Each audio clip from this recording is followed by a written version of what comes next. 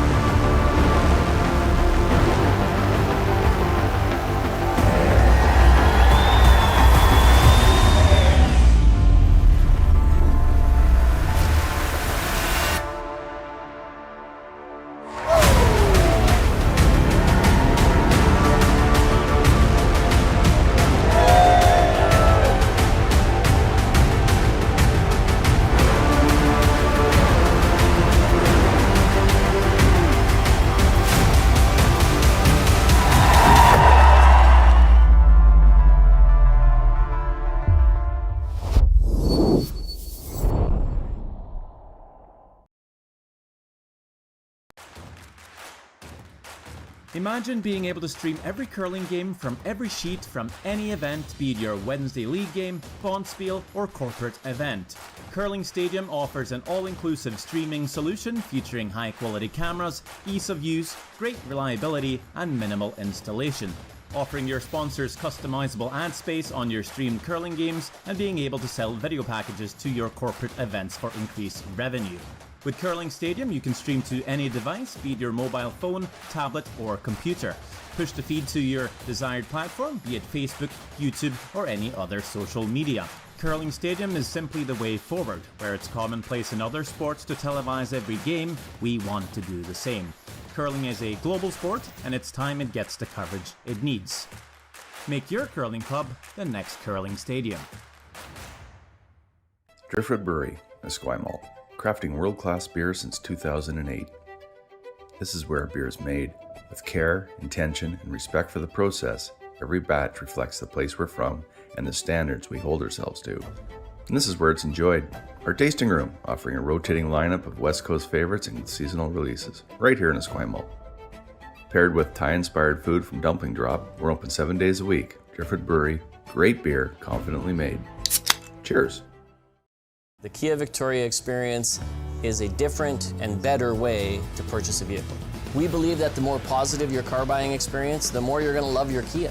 When we say the right thing to do, we're talking about putting the customer's needs first. It's about being honest and transparent, both in sales and in the service department, and it's also about treating everyone equally. If you haven't considered Kia Victoria, I would say come see it for yourself. You're going to be impressed with the people that you meet and impressed with the product. Welcome to the Rockshop.net, the official store for the Grand Slam of curling. Whether you're looking for the best hats, stylish clothing, fun toys, or unique accessories, the Rockshop has it all. Shop online anytime at the Rockshop.net for exclusive Grand Slam of curling gear, or come see us in person at your next event. The Rockshop.net, where fans find their favorite curling gear. Brett, come on, man. I know Aztec's #1 for online safety training, but we really should be out here practicing. I know, guys. I'll be right there. Just let me finish this course on gas detection. Wait. Do you smell that?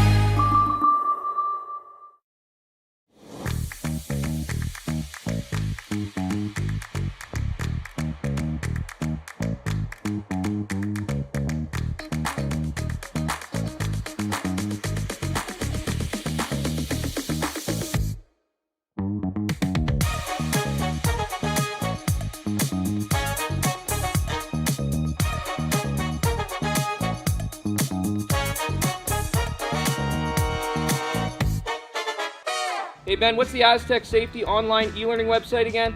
Yeah, that would be aztecsafety.com. Fire extinguisher and firefighting, we'll send that one to Paul. Ah, now here's a course I should probably take. Conflict resolution. Power line safety. Yeah, I thought it might help me with my line calls. Did you know this Aztec website has over 100 safety courses? Jeez. Aztec Safety online course. Ground disturbance. Could have used that a few seconds ago.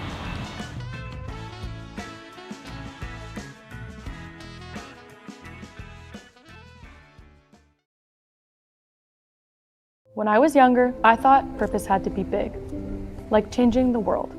But then there's the little things, like fueling someone's car before an early shift, or helping someone find the perfect bottle to toast a special occasion, making sure the shelves are full so a family can cook dinner, so those kids can have their favorite treats, like giving back, like making everyone's day just a bit better.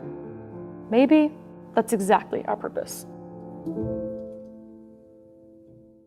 Hey Mark, you ready for this game tonight? Yeah, I'm excited, man. Cupsy, what are you doing over there? Don't worry, boys. Was just on aztecsafety.com, took a fire extinguisher safety course. Paul, I'm putting out the fires from now on. Woo!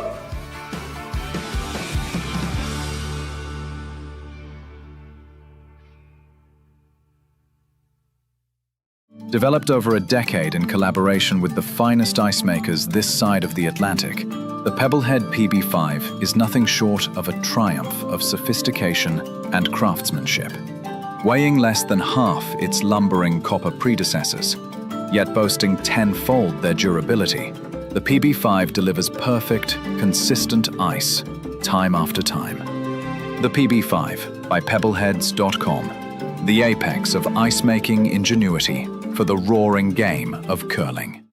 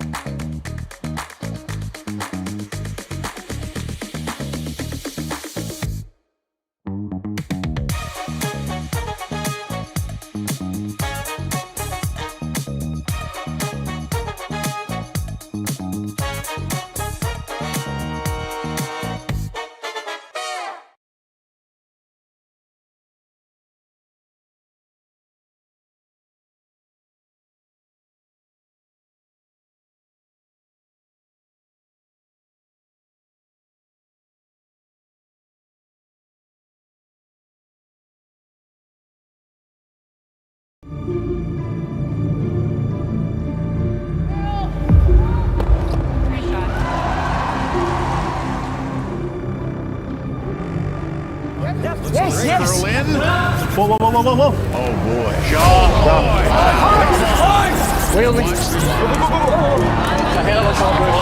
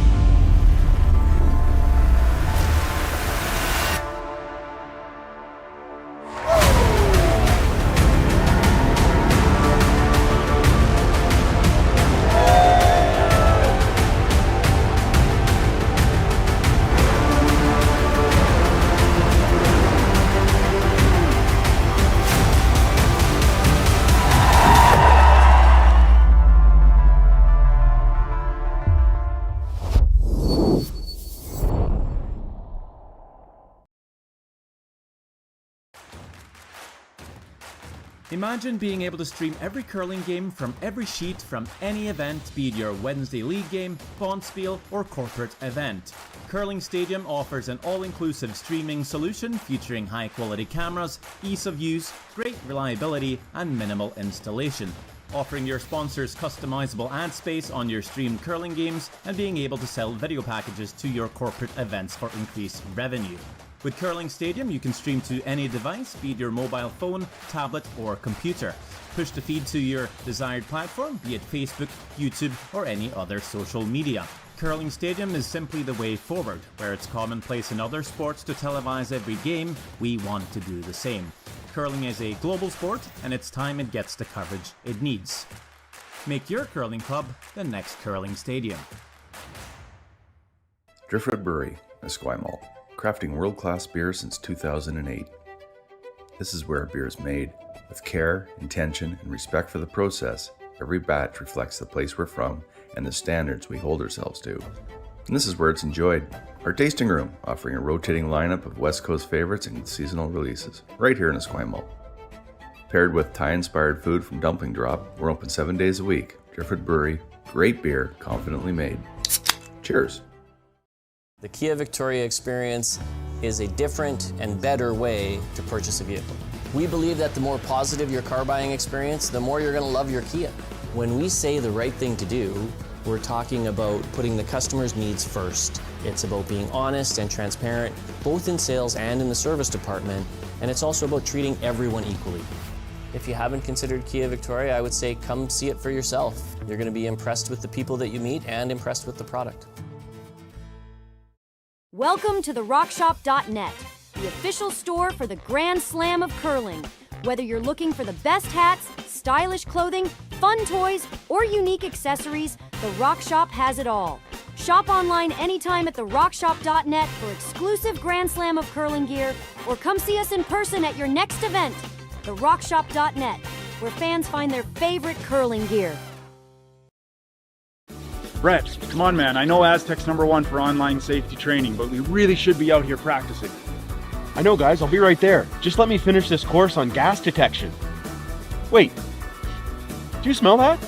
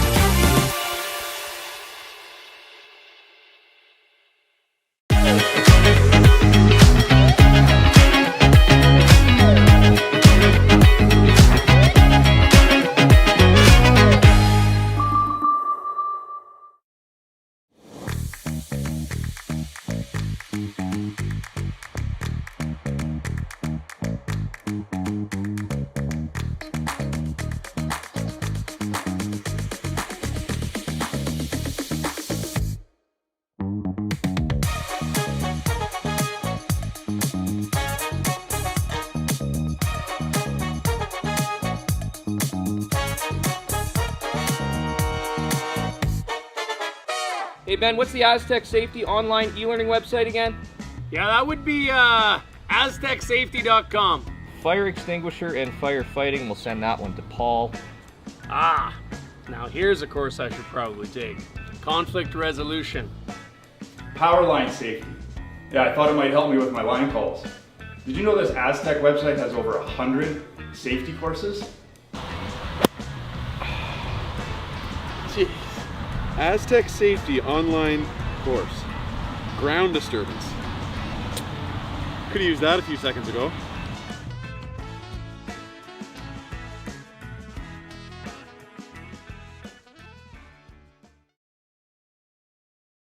When I was younger, I thought purpose had to be big, like changing the world. But then there's the little things, like fueling someone's car before an early shift, or helping someone find the perfect bottle to toast a special occasion, making sure the shelves are full so a family can cook dinner, so those kids can have their favorite treats, like giving back, like making everyone's day just a bit better. Roll that beautiful beat That's footage. exactly.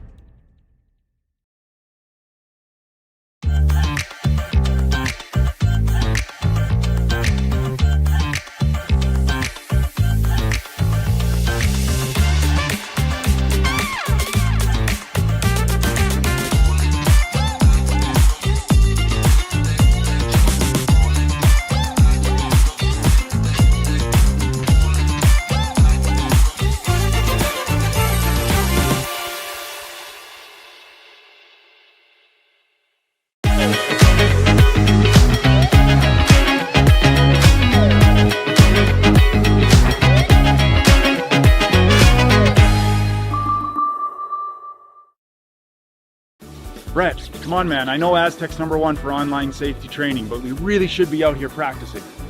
I know, guys. I'll be right there. Just let me finish this course on gas detection. Wait. Do you smell that?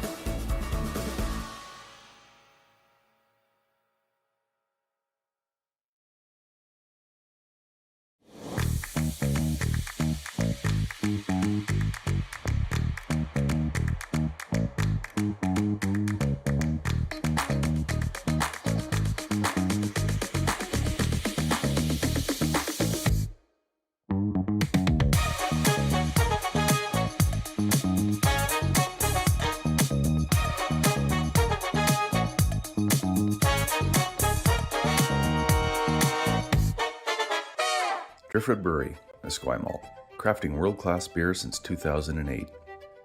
This is where beer is made.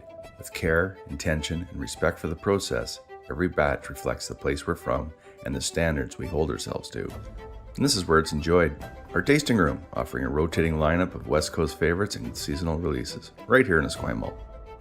Paired with Thai-inspired food from Dumpling Drop, we're open 7 days a week. Driftwood Brewery, great beer, confidently made. Cheers.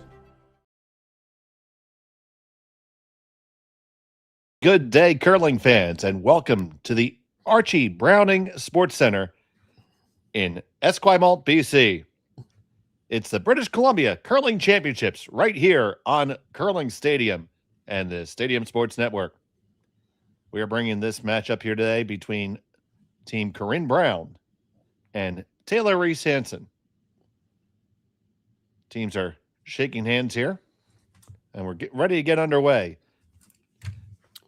Team Brown has Corryn Brown at skip. The third is Erin Pincott. Second is Sarah Colton. And the lead is Samantha Fisher. For Reese-Hansen, it is Taylor Reese-Hansen throwing the fourth rocks. Megan McGilvory at third. Kim Bonneau at second. And Juliana McKenzie on the lead stones. My name is Dave Schmelt. Thank you so much for joining us. I'm joined by Glenn Prince on the color commentary. And Connor Sims is on the ones and twos, making the production magic happen. How you doing today, Glenn? I'm doing very well. Good evening, everybody. I'm excited to see this game tonight between an undefeated team and another team that's bound to make the playoffs, so it should be a good game.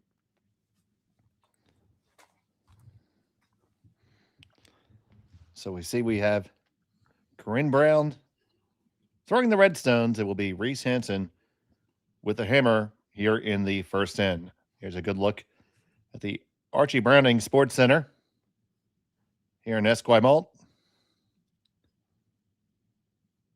Both teams are going to see how their luck goes in this game, and it's underway.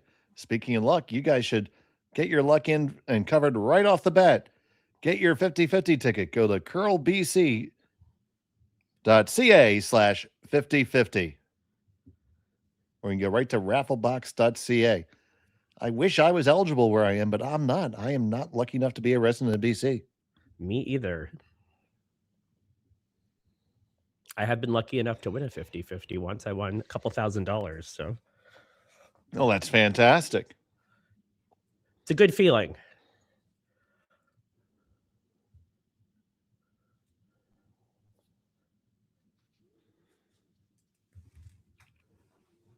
First rock for Juliana McKenzie.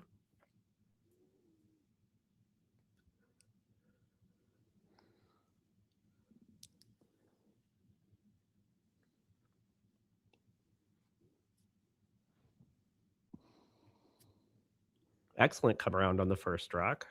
Yeah, it's a nice come around. We have that guard that's not really a center guard. So we're going to play the normal stack game, but just a couple feet over. Looks like Corryn called for the corner freeze. You see Jim Cotter back there, the coach.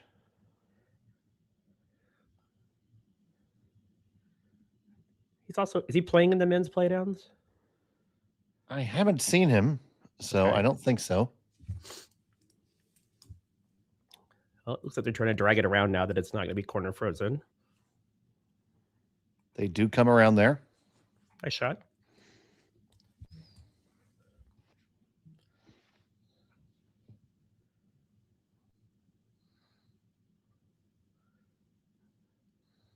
The scoring area is already rapidly shrinking. Cotter is actually on Team Wood. I just haven't seen one of those games yet. Excellent. Going through the lineups.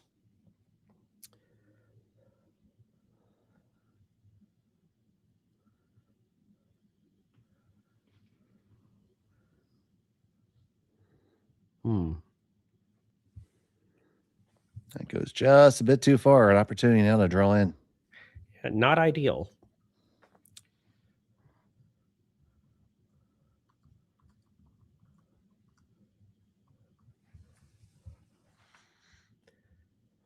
Looks like there are two options here. Option A. Well, one, you could hit the blue stone and sort of roll the opposite direction, which is the first call she made. Then she sort of gestured that maybe just to kind of come down right there, freeze there. You could also blast them all and kind of stay there if you wanted to. I don't really like that option, but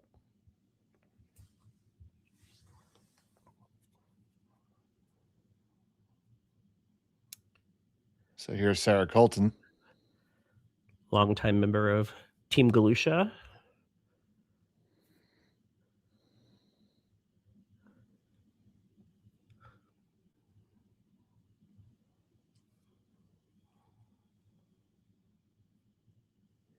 That one hits and gets just a little bit too much roll again. So both teams are trying to get dialed in here in the early going.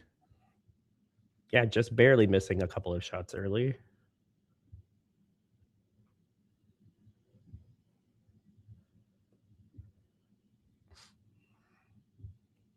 More discussion about which way to roll or where the best option is.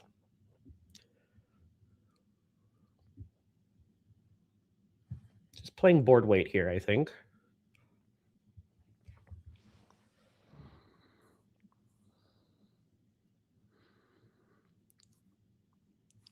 Kimba, no.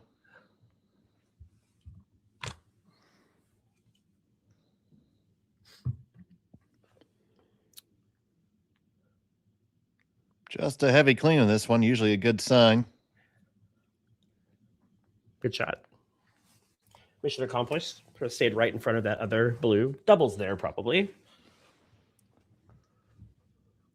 That double certainly is there, but I don't know really how much good it does.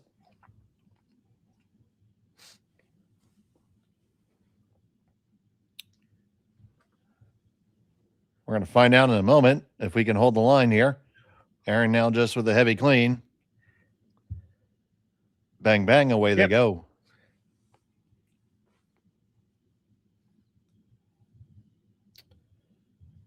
Now, 10 end games in these provincial playdowns, Glenn.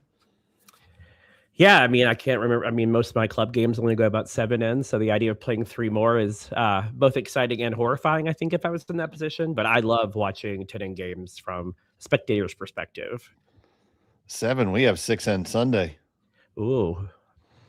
6, 11 o'clock in the morning on Sunday. Get done 12:30, ready to watch the NFL. That's actually a really good idea for a league. I'll pass that along to my friends who convene. A good shot. Nice roll away. Those 2 blues are very flat. That, and we have our Bloody Mary League. That's always a good one too. Can't beat a Bloody Mary in my opinion, but you could have a screwdriver. They're both perfectly acceptable. Or Caesar. There's lots of options. Or Caesar, sure. Come on in and you have one. Refill. I would be happy. Yeah. Refill. Head out to the shed. Do a proper broom stack in the 4th end. Then go back out, maybe. Get the hit. Are they going to be able to roll it under cover? Roll, roll, roll. Push it, push it, push it. It's going to corkscrew open a little bit. Great effort. Yeah, great try. Tough shot, especially in the first end to make a perfect roll. Seen a lot of teams all week having problems controlling the rolls. It's been certainly not a known quantity for almost anybody in the building this week. Much more first end. Yeah, much more reliable method has been just drawing to where you want to go. Yeah, it's tricky when the ice is not letting you do the things you can't quite figure out where to put that broom to make sure the roll's made properly. This is the 7th game for both of these teams. Get it by. I think we're on the front one. There it goes. Nice sweep. Pass that, no problem. They held that well. It looked like it was going pretty early, so really effective sweep to keep that straight enough to avoid crashing on the guard.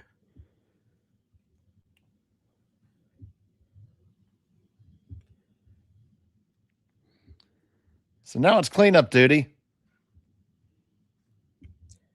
for Pincut.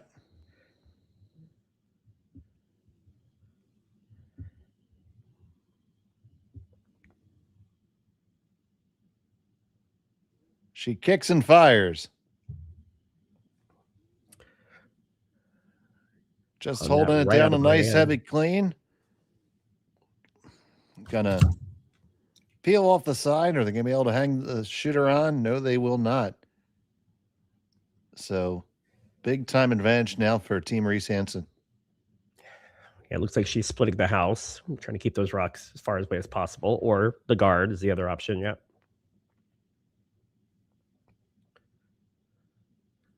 Okay. What do you like better here, the guard or the splitting of the rings? Well, the guard would the guard's probably the guard invites your opponent to come in and freeze underneath and take your end away. This gives you a good chance, if it's well made, of making sure you hold on to a deuce. It does probably take the 3 off the table. Yeah, the other thing is if you don't make that guard really good, right, then they can make the double, and then you're probably looking at a blank.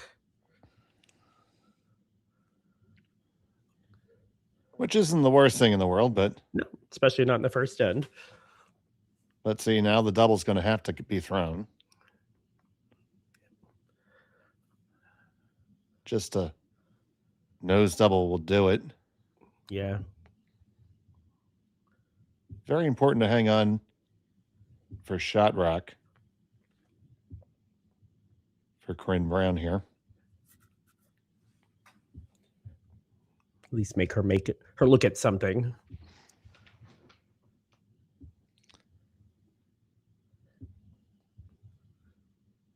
Corryn Brown is 7-2 lifetime against this team, although they have lost the last 2 out of 3 to Reese-Hansen. So Her first of two here in the opener.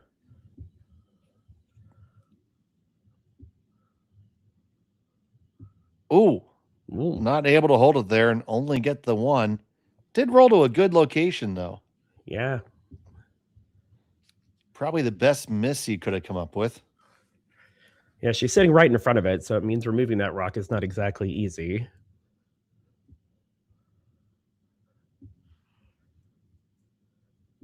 Not if you want to have a chance to hold on to the shooter as well. Yeah. Can you ever come with less weight maybe and just slash it far enough for a 3? That looks pretty difficult. That might be what they're playing. I think that is the shot call. Yeah. Probably going to come with boardish weight. Try to get a... Yeah, I think you'd have to be unlucky to not at least get your 1 there.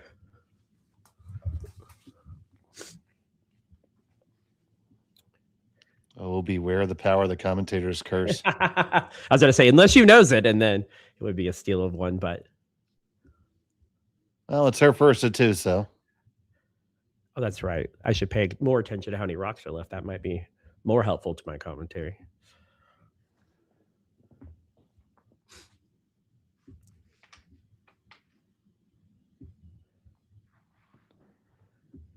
Definitely not light out of her hand, it seems. Really trying to curl that over. Can they carve it over far enough? Are they going to get any of it? Oh. No. Got their own, yeah. They just ticked their own out into the open. So now, where do you go? I want to protect. I still want to protect against the 3 here, but maybe try for a soft steal. The hit and roll is not a terrible idea, in my opinion. I think they're looking to see if they can run their red and make the cross house double.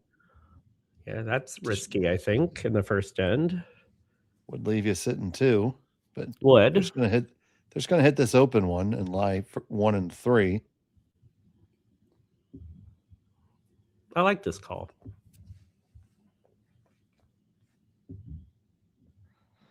Well, that's good.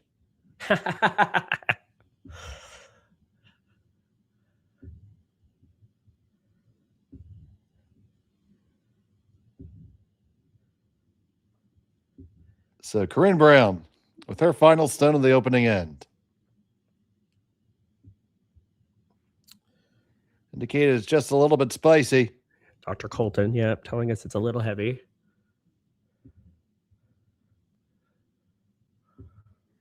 They make contact and they do lie second and third. So it's going to be a draw for 2.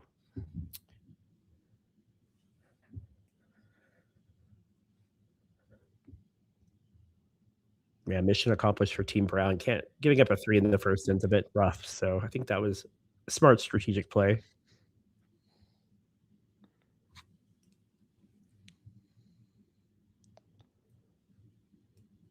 Taylor Reese-Hansen, final stone on the opening end.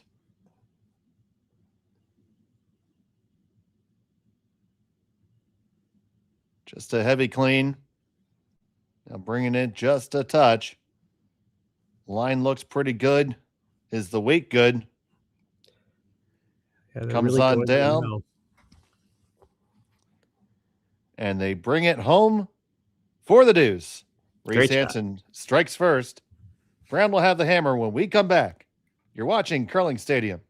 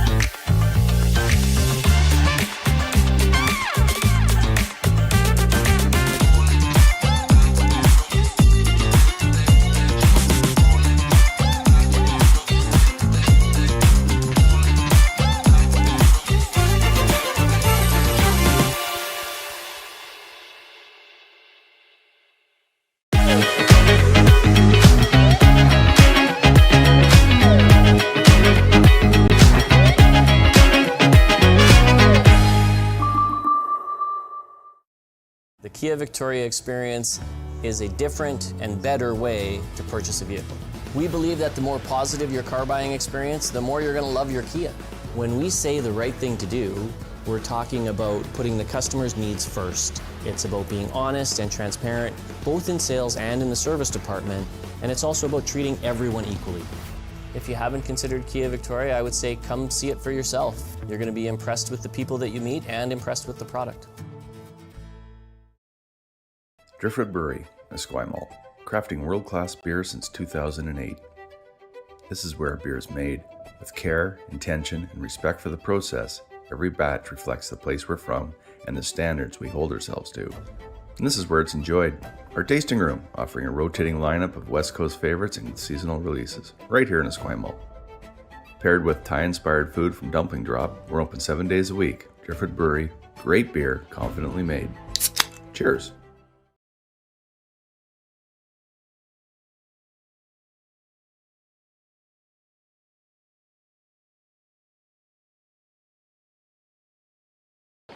And welcome back to the Archie Browning Sports Center here in Esquimalt, BC. It's the British Columbia Curling Championships on Curling Stadium. It was a deuce for Taylor Reese-Hansen in the first end. Corryn Brown has a hammer here in end number 2. I'm Dave Schmell. I'm joined by Glenn Prince, Connor Sims on our production. We're happy to have all of you here with us. And if you haven't had the opportunity to subscribe to Curling Zone yet on YouTube, please do. Keeps you updated on all the curling events across the country and the world throughout the year. Never miss a moment of action. Subscribe to Curling Zone. And that was a good deuce for Reese-Hansen, Glenn. Yeah, I mean, they played a really fantastic end. A little bit of a miss on that first shot from Reese-Hansen, but still able to capitalize to get their deuce. Really, really great draw to the button to get their deuce. So, yeah, great start to the game.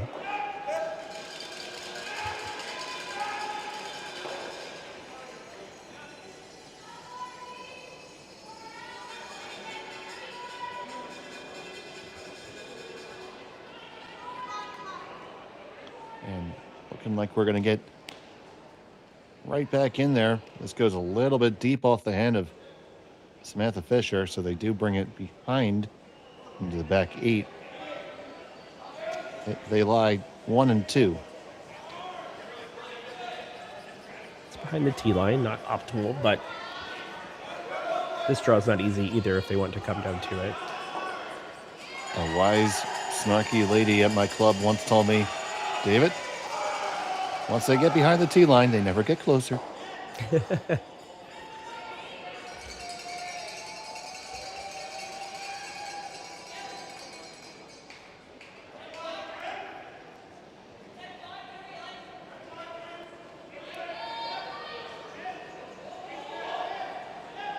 Taking this wide draw around the outside.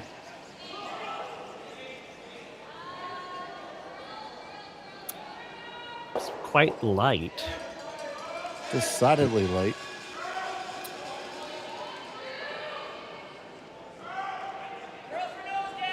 All right, so now there is a plethora of guards here, and now they're starting to do Brown a favor, so she's going to get in there first.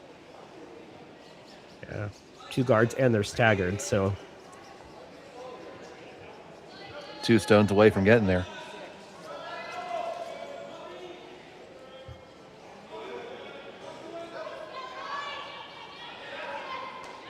So, big shot for Dr. Colton.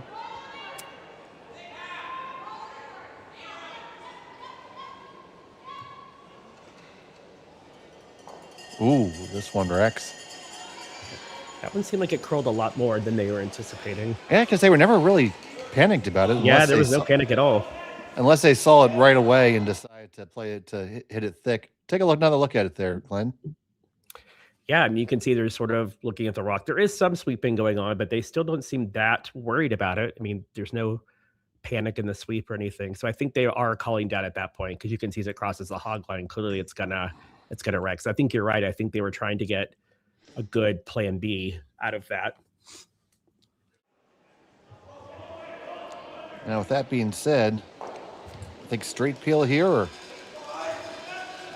yeah, I think you could try, I guess, the double peel. I mean, getting rid of one, I think, is a pretty good outcome here, though.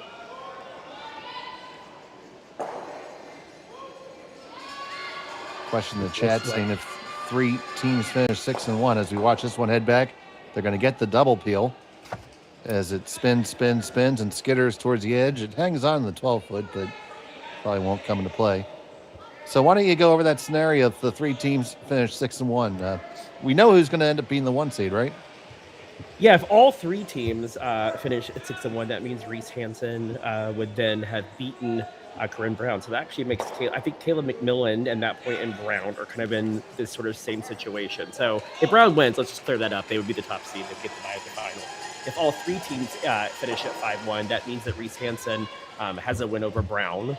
Caleb McMillan has a win over Reese-Hansen, and Brown has a win over Caleb McMillan. And so it will come down then to the draw of the button to see who would advance out of that situation, whoever has the best cumulative draw of the button. So it could get very exciting here if Corryn Brown were to lose, because it will come down to that all-important draw of the button. And what's your feeling on breaking ties with that as opposed to playing a tie-break game? I get why we have moved to that system. I do think it rewards teams, right, that are consistently able to draw the button. It's a skill you need to have anyway in curling.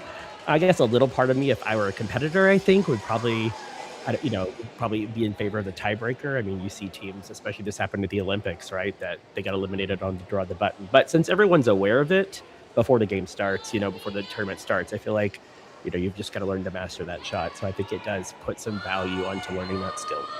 Trying to move a lot of granite here. On the 1, push it back to the second 3. Get them all moving. Great shot. What a fantastic shot there. Take another look at that one.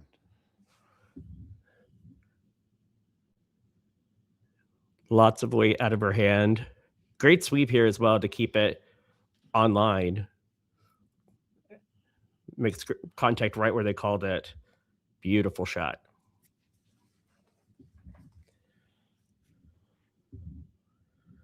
Brown still sits 1, but in a much better position now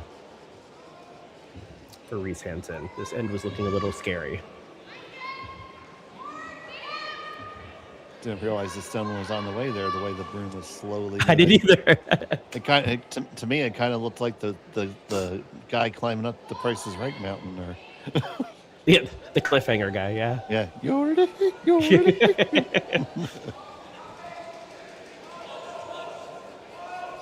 You're a child of a certain age, now an adult of a certain age, you'll have fond memories of that. Absolutely. And the rangefinder moves slowly up the scale, but be careful when you stop the rangefinder, because we can't restart it again for another 57.5 hours. That's correct. Thank you, Bob. And please help control the pet population. Have your pet spayed or neutered.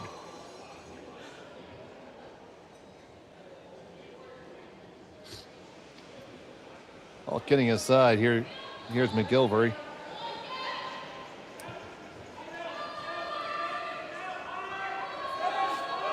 Working hard to hold this one out there. They're going to get the hit. They roll on over, tick out the shot rock, and they're undercover. Anything you can do, I can do better.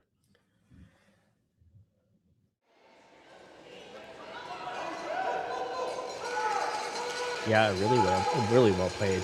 2 back-to-back impressive hits from Team Reese-Hansen.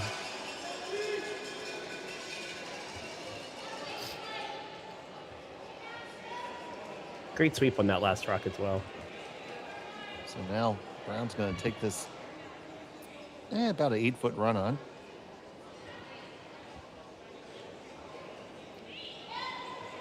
Pin cut. On the brush, pretty much coast to coast. Coming up, it's going to over curl. And it's going to give a chance for Reese-Hansen to lay the guard in there.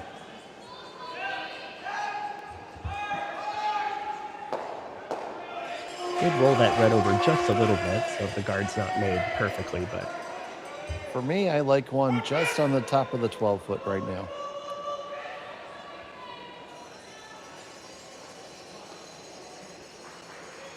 Although, is there a double on the Blues on the outside? Yeah, it is there. Thank you, Connor.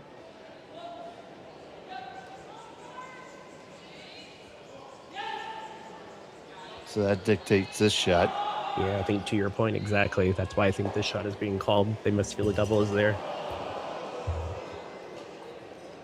It's one of those things, like, if, she might not even want to throw that shot, but if you throw the guard, she's going to have to. So you end up challenging your opponent into making a shot that could just really mess you up. Yeah, and if this is made well, the force is definitely on, so.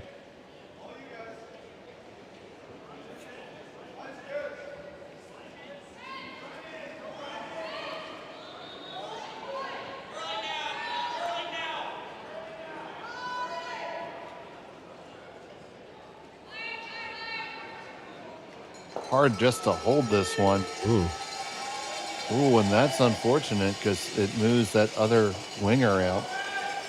Yeah, and that back red is on the rings, so. Question is, can you throw the double and not kill your red on the red on the way out?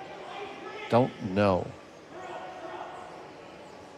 Take a look at the angle there. Looks like it wants to jam someplace. Yeah, it's definitely close. So we're going to play a little bit more of a conservative option here. A little down weight, pop and flop.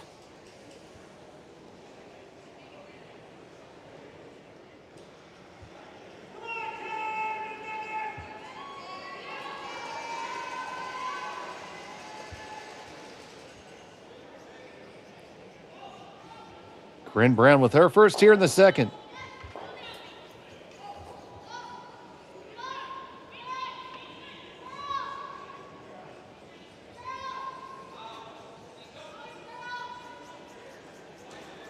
Colton on the hop. Makes the hit. It's going to stick right there, pretty well wide open. Gives an opportunity for just that shot back. Just couldn't get quite to curl quite enough to get kind of the roll under there. I'd like to take this opportunity to thank our presenting sponsor, Best Western, along with Bel Air Direct, Driftwood Brewery, Digital Direct, and AMJ Moving. Our platinum sponsors are Kia Victoria and Peninsula Co-op, and our government and community partners, the Greater Victorian Sport Tourism Commission, the government of BC, Via Sport, and the Township of Esquimalt. Thanks for supporting curling in British Columbia.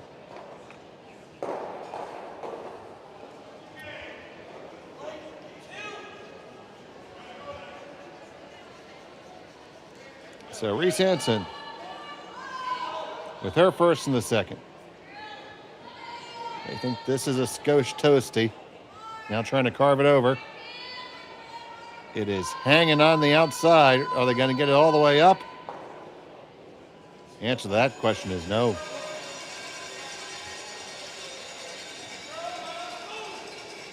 And it's good enough, though. The force is on.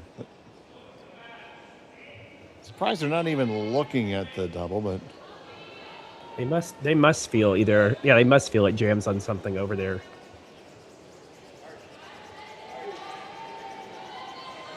A bit difficult to tell at this angle.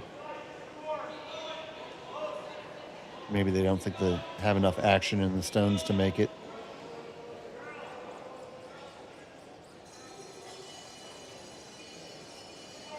So Corryn Brown.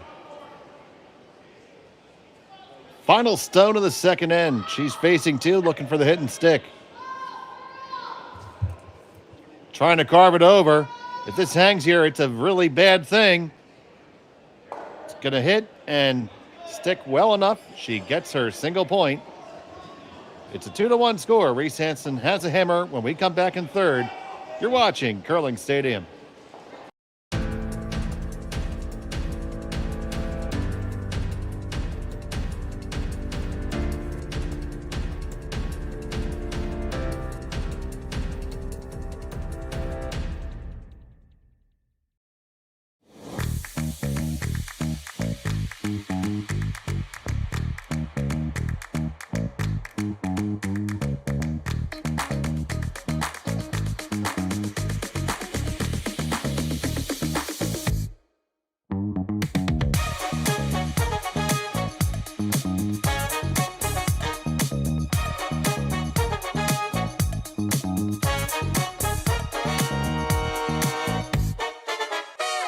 Welcome to the Rockshop.net, the official store for the Grand Slam of curling.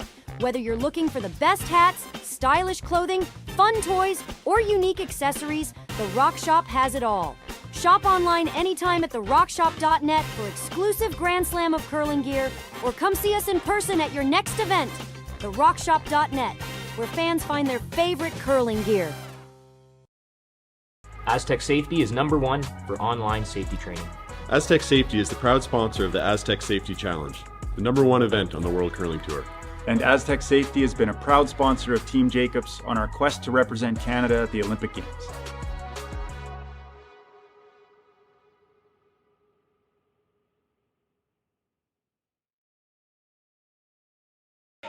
And welcome back to the Archie Browning Curling Center. It's the BC Curling Championships here on Curling Stadium from Esquimalt, BC. It was a single point for Corryn Brown. Reese-Hansen has the hammer here in end number 3, throwing the blue stones. And Brown had their chances there, Glenn, but it just never really materialized. Yeah, some really great hitting from Team Reese-Hansen, especially at the third position, making a couple of really clutch doubles. Really got them out of some trouble because they were in trouble early. They were in trouble early in that end, but yeah, just some really great hitting by Team Reese-Hansen, and they were able to get the force.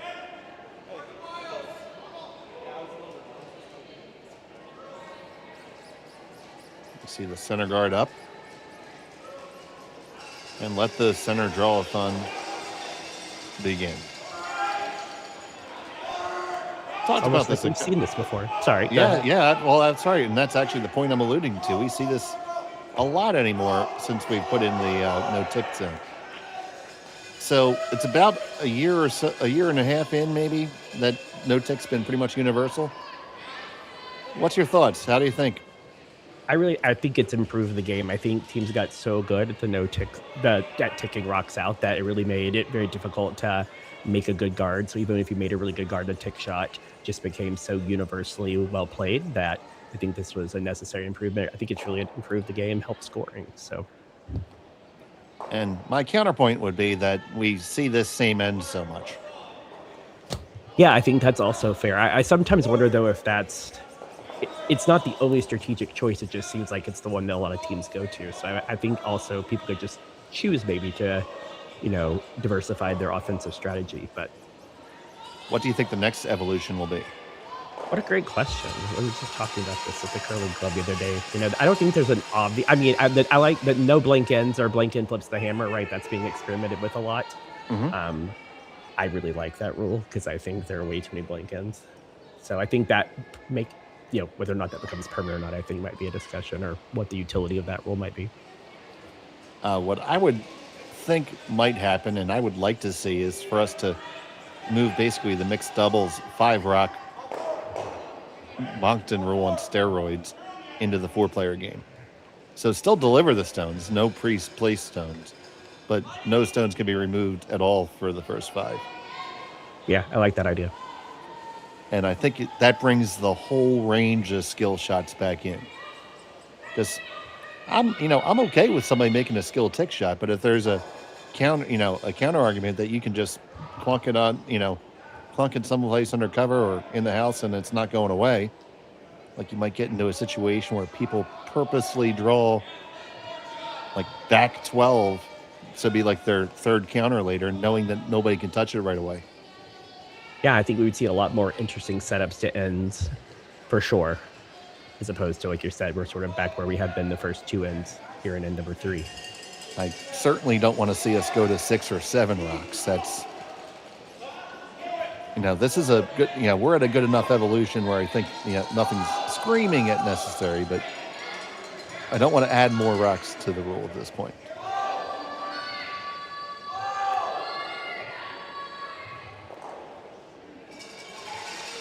Before you know it, we'll be calling a left-hander in out of the bullpen to use the other half. Yeah. Yeah, I'm with you. I think getting more guards, and we're sort of in a situation where we may be overly complicating things then, or the offense gets even more, I think, homogenized at that point, probably. There's a 50-cent word. And we are going to get an update on our draw shot challenge scores. So thank you to our team back at our London, Ontario studios. We're actually, I believe, sitting in Esquimalt right now.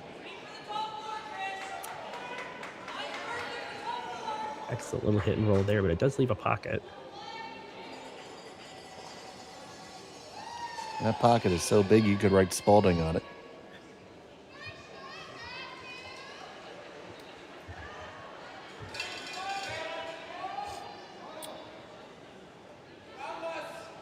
Big fan of the broom team Reese-Hansen has. I may have one myself.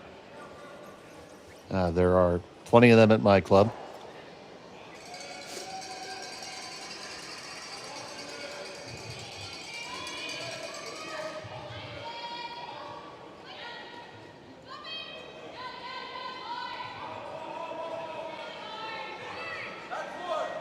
My teammates would ask why I carry a broom. I want to be very effective 6 feet. Yeah, that one really overcurled a bit as well. So now an opportunity to counter.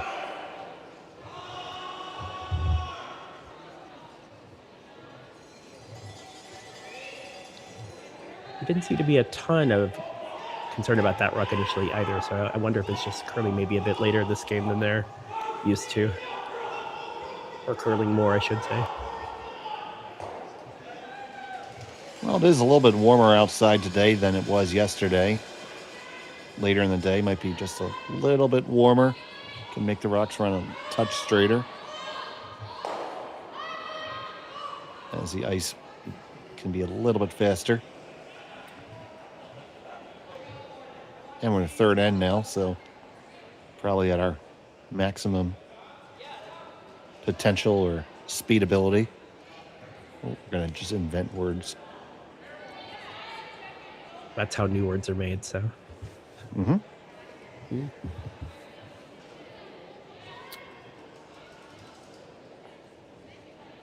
But now we're going to have a cleanup on aisle 3 here. Well, it sounds like anything like that last end, Megan's very capable of doing so, So here comes a Megan missile. They are on this right out of her hand. It is curling a lot. They're looking for a way to plan B this. It's just going to be a straight feel.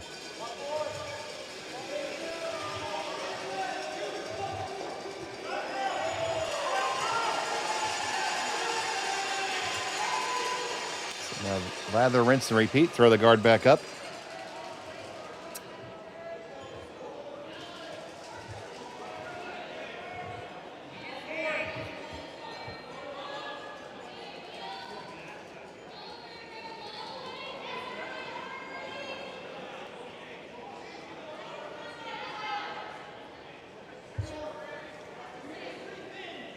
It looks good here. Just needs to settle on the center. Don't want to brush it too much. That's a big overcurl there. Yeah, I think that's the third or fourth rock this end we've seen substantially overcurl from where they initially had the broom.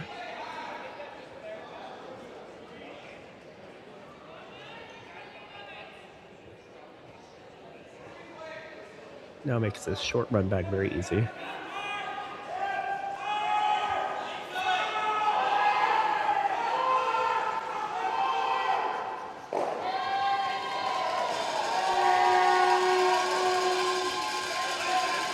So take 2 for Megan here.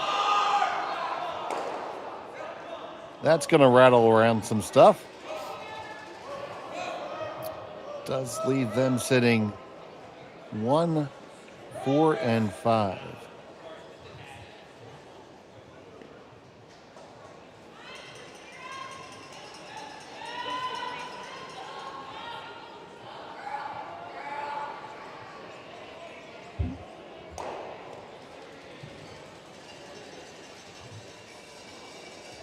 Team Brown's got a few options here, it looks like to me. They could hit and roll a bit. They could also just nose that red and sit there. A little off nose might be good.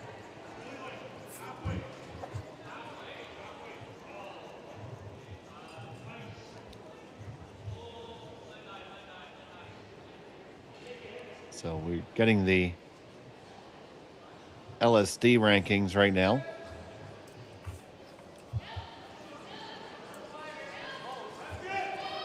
Tops is Corryn Brown.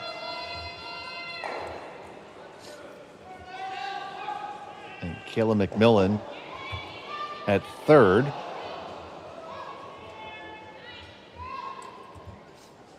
Now trying to carve this stone over just a skosh. Make contact, move it over. Nicely undercover, and they lie 3. And Reese-Hansen is 4th in the DSC. Take another look at this shot, Glenn. Yeah, really great throw here by Skip Corryn Brown. I mean, mission accomplished. Right on their hand, just sort of clean, now, a little bit of curl at the end. Really, they had a lot of options here. They ended up being able to really get a nice roll under cover here. So lots of pressure on the last 2 rocks for Taylor Reese-Hansen.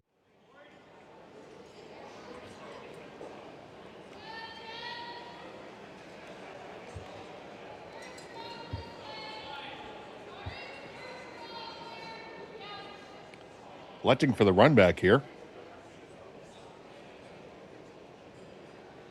Can certainly clear 3 here.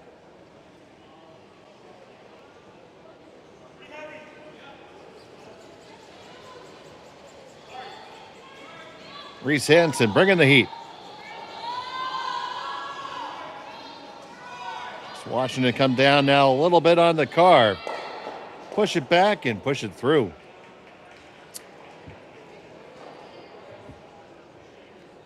So another one off the mark. All kinds of trouble now for Team Reese-Hansen if this next truck, though, by Corryn Brown is made well. They'll still have a draw, but not an easy one. I don't mind that. I don't mind it even a little. Yeah. That will really just leave the outturn draw. Yeah, if you split center or even a touch to the left as we're looking at, it forces the draw. Against 4, I mean, and you just watched Reese-Hansen throw a 7-second peel.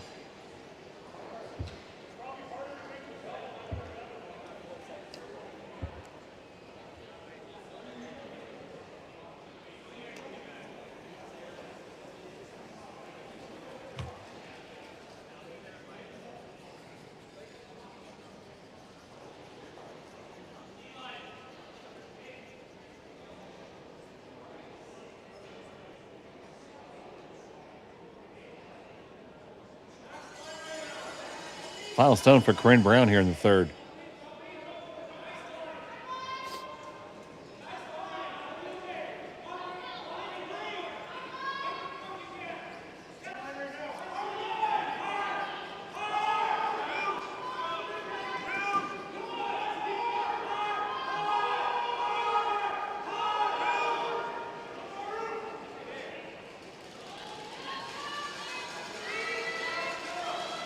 They lie 4. So it'll be a draw for 1 against 4. So she's going to see if she can bring in the skill. You can bring in the luck. The jackpot for the 50-50 is now over $2,000. Go to curlbc.ca/5050 raffle. Get your lucky ticket now. If it's okay with you guys, we'll sell a few more losers just to make it look good. And of course, please play responsibly.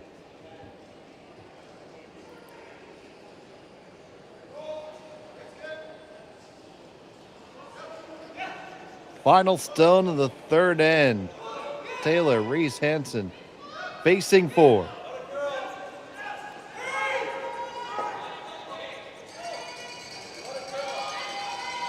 Rushers are back and forth off and on. They seem to like the weight. Is the line going to be good enough? Might have to get a little chisel off of this. Chisel off, chisel up. Does it get far enough? Yes, it does, and she gets her single point. She needs a 50-50 ticket, and we'll come right back after we pay some bills. You're watching Curling Stadium.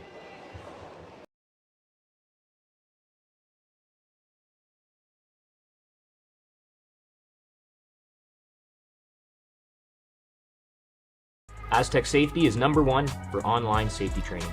Aztec Safety is the proud sponsor of the Aztec Safety Challenge, the #1 event on the World Curling Tour. And Aztec Safety has been a proud sponsor of Team Jacobs on our quest to represent Canada at the Olympic Games.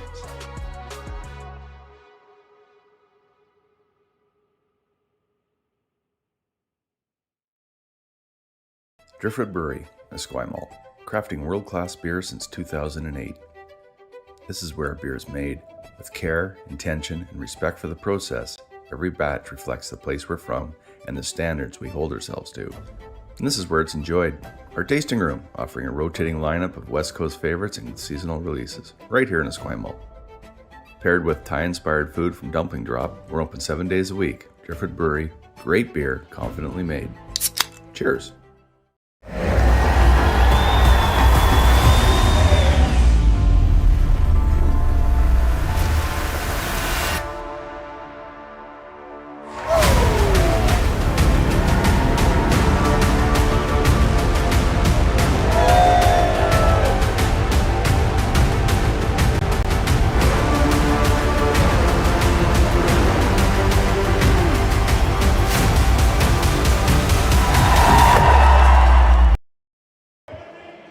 Welcome back to Esquimalt. And it was a very, very fortunate single point for Reese-Hansen there in the third end to take a 3-1 lead. Corryn Brown has the hammer here in the fourth. And we were talking some of the break. And that was a good call by the person in charge of the house. Yeah, that very easily could have gone all wrong there for Team Reese-Hansen, and they were looking at 4, so excellent call to sort of get that chap off the rock and then kind of roll into the center for their single point. You would have had that all day. Oh, all day, every day. Especially from the commentary booth. I'm really good at those shots, so. All day. Good to see the fourth end. Looks like ends 1 and 2 and 3 so far, so.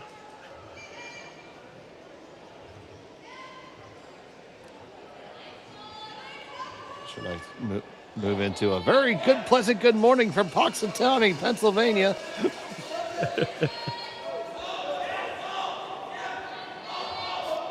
Bill Murray's great films, Groundhog Day.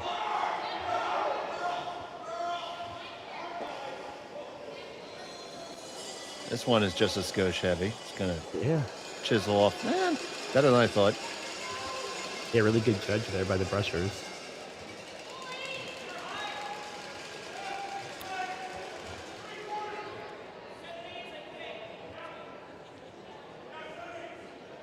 Big shout out to all the volunteers and officials and timers who are working this event. It takes a lot of volunteers to make a playdown happen. And if you ever time the game, it is probably the most frustrating thing to do in curling because you can't even pay attention to the strategy. You just have to watch red, blue, red, blue, red, blue. So if you get a chance, thank a timer, but not while they're timing, because then the timing supervisor will get mad. Absolutely. I have learned to time and timed a couple of games, and it is far more stressful than I think people realized.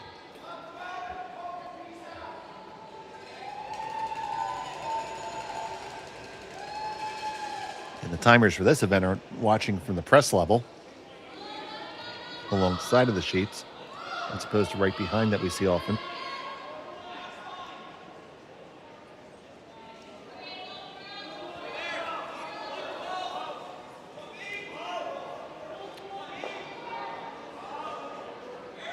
It's another overcurl there on the outturn side.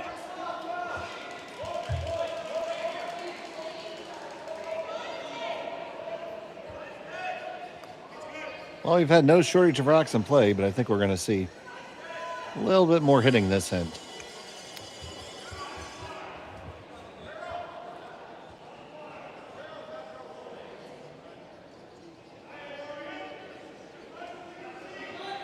Here's Sarah Colton.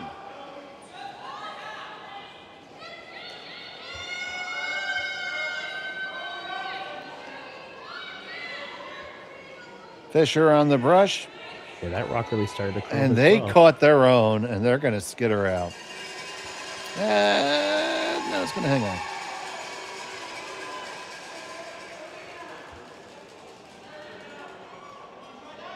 Yeah, the sweeper was on that to keep it straight the entire length of the sheets. They must have known out of her hand that it was pretty either tight or was curling more than they expected. Yeah, something was a little sketch there. The kids still say that? I work with college students. They would just say it didn't have a lot of Riz, I think. A lot of Riz. Mm-hmm. Wow. I'm not even going to honor the other thing that people are saying now. Unless our score gets to it, I guess. Well, that'd be the only reason.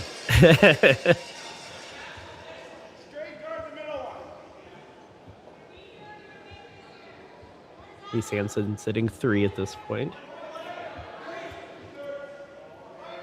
Although the more I hear it, the more I progressed to being a fully mature crotchety old man. Practicing my get off my lawn! If the kids throw the frisbee over the fence, I still throw it back right now, but I'm contemplating more and more saying, it's mine now.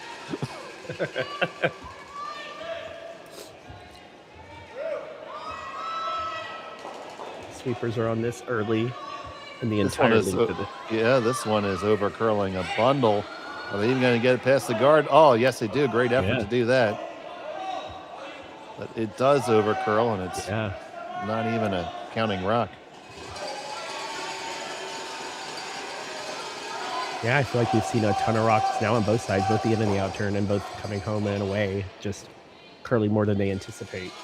They were lucky, I think, to get that one by. They really had to sweep that to avoid ticking the guard.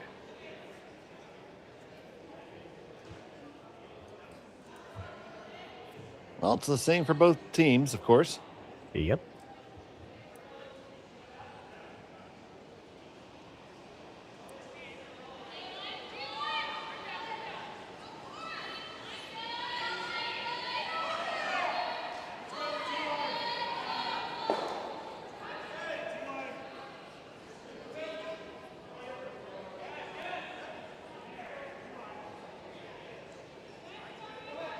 This one is too heavy and goes all the way through.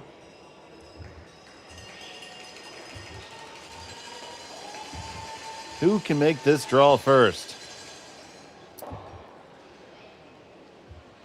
feel like this is one of those times the club curler can appreciate what's going on, trying to make that same shot several times, getting that right angle, the right speed.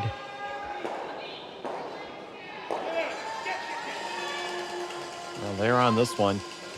This is decidedly lighter. Yeah. Decidedly wider.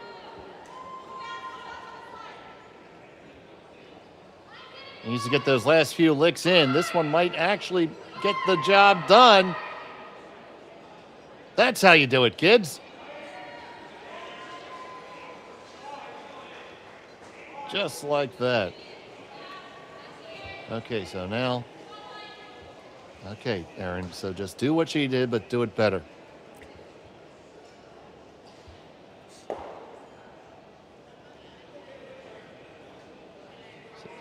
You got it, Skipper. Aaron Pincott with her final of the fourth.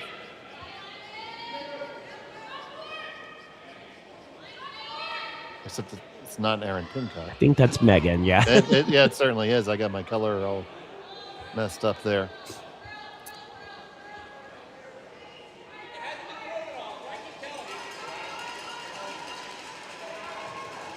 Oh, still a little case of the heavies. Interesting. Now do you take those two in the middle and kind of split the rings a little bit? That was my first thought. What else do you like in this situation? Oh, we're gonna have a conference. Aaron Pincott coming down. This is our first mound visit.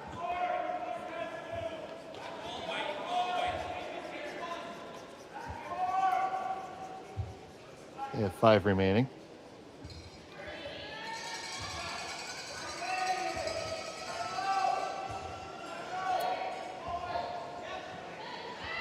That's another thing that might be helpful, because we do so many events where there's not time clocks. So maybe you limit the number of times. We've seen 8-end games go way over 3 hours before. And that's not fun for anybody, I don't think. No, I really like that a lot of even like things I've done locally in clubs. There's a lot more of at least attempting to keep some sort of time, and I really appreciate that just because I think it helps the speed of the game. And, you know, it's hard to have multiple leagues if you can, or it's hard to have a fun league if, you know, you're getting 4 ends and you're not really getting a whole curling game. And sometimes, unfortunately, that happens when lots of discussions happening about every shot.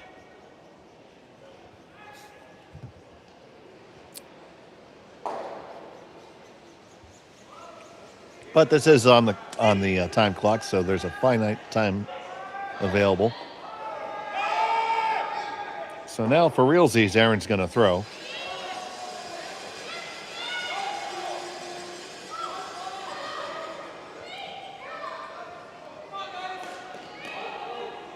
They are going to make that same shot that we had suggested at first. They make it pretty well.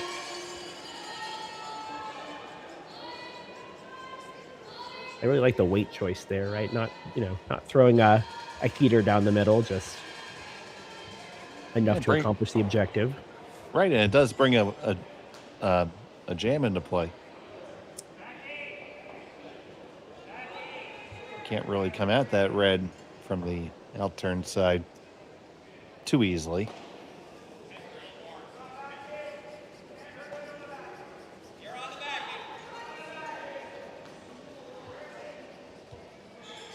So this is an interesting call. The question is, does it have an angle to get to the third one, or is it going to jam into the back? Yeah, from this angle, again, kind of difficult to see. I'm also not the biggest angle expert, but they must feel like there's a good option here. Doubles there for sure. Well, you know, we've been promised a telestrator. Ooh. I'll try to avoid going all Russ Howard on it.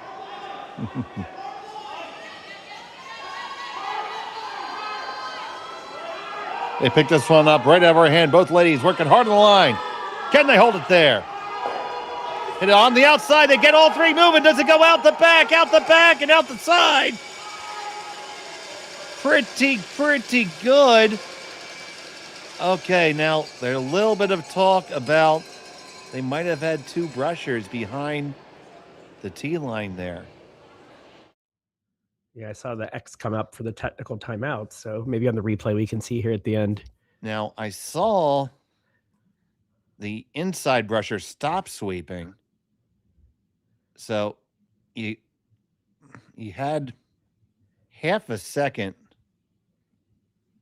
or was that about kicking the stone? I think it's about those 2 side stones you see there with Juliana McKenzie, the lead. Give it to us one more time here, Connor.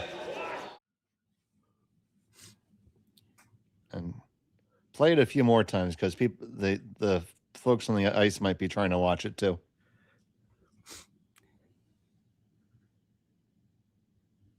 Yeah, I think there's okay. She didn't remove the blue stone fast enough. Yeah, the red would have cleared, in my opinion.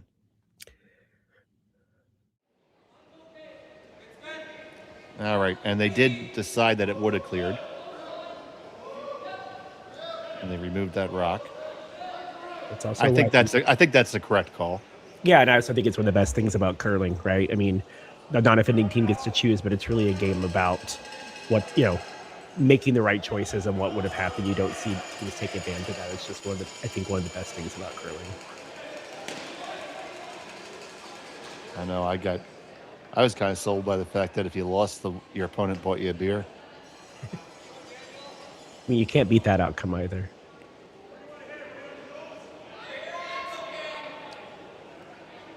So 1st and 2 for Corryn Brown here.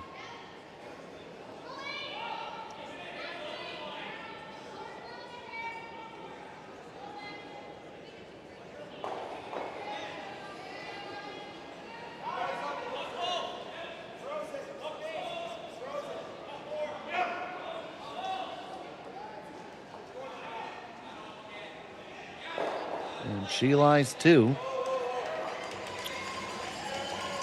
Gonna try to freeze her way out.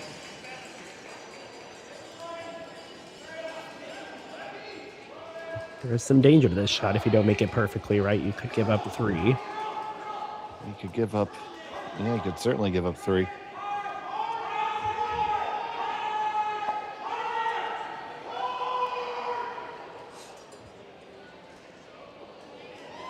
With a 2-stone lead, trying to play hard for the force.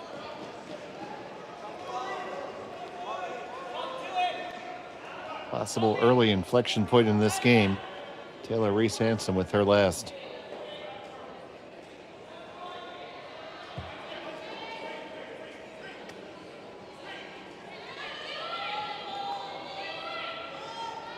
It's on the way. Rusher standing straight up. Always kind of scary when you see this. All right, now it dug in some. Trying to go plan B, trying to get around it. Got to bury it now. Has to get well buried. Might get away with it. Although, you ever try to dig it out for 3?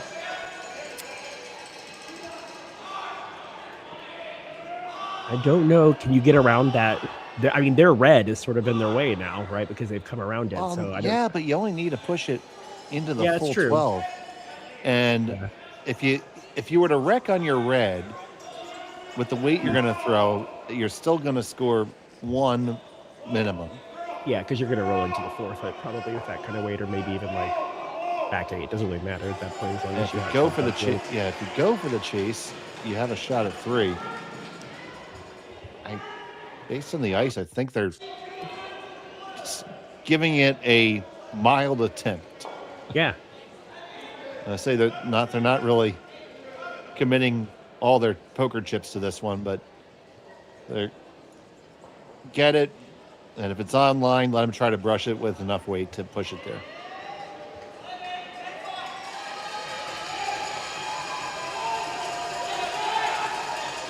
So Corryn Brown has 1 in her pocket. Looking for 2, maybe 3. Final stone of the 4th.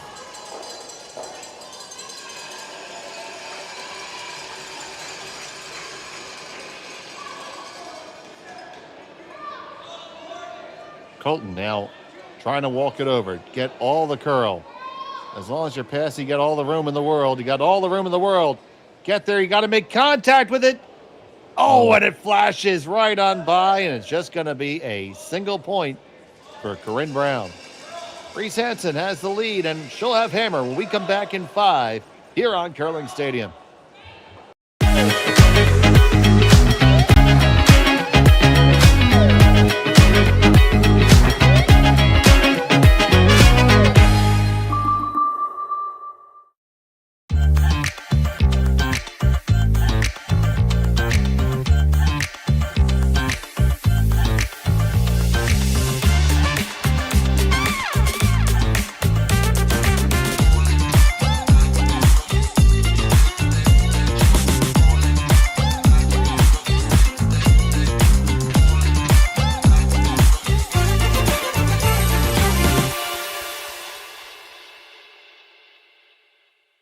When I was younger, I thought purpose had to be big, like changing the world. But then there's the little things, like fueling someone's car before an early shift, or helping someone find the perfect bottle to toast a special occasion, making sure the shelves are full so a family can cook dinner, so those kids can have their favorite treats, like giving back, like making everyone's day just a bit better. Maybe that's exactly our purpose. Developed over a decade in collaboration with the finest ice makers this side of the Atlantic, the Pebblehead PB5 is nothing short of a triumph of sophistication and craftsmanship. Weighing less than half its lumbering copper predecessors, yet boasting tenfold their durability, the PB5 delivers perfect, consistent ice, time after time. The PB5 by Pebbleheads.com, the apex of ice-making ingenuity for the roaring game of curling. Welcome back to Esquimalt. It was a single point for Corryn Brown in end number 4. And Glenn Prince, we were talking the break, and literally, we love the fact that they looked for 3 there. Yeah, just a little heavy on that attempt to just push that rock just ever so slightly back. Didn't quite get to it, so ended up flashing the shot, actually. But a really good attempt there by Team Brown. I think it's the right strategic play. Still only down 1 after 4, so...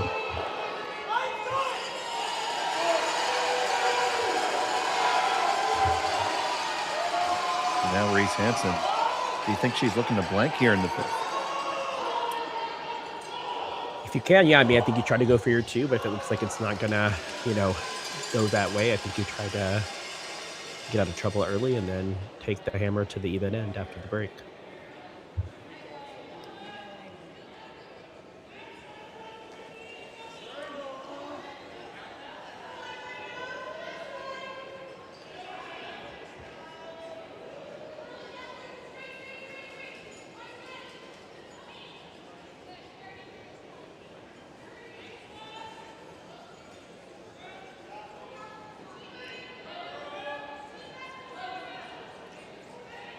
And welcome back to Puxatawny.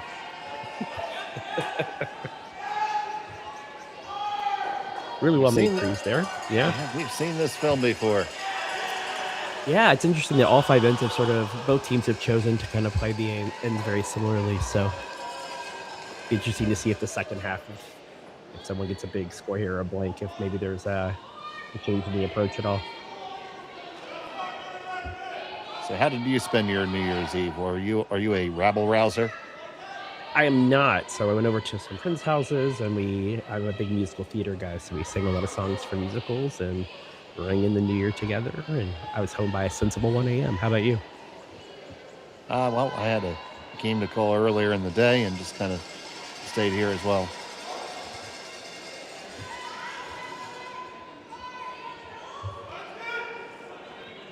My favorite hand gesture is the one for on the nose. Yep.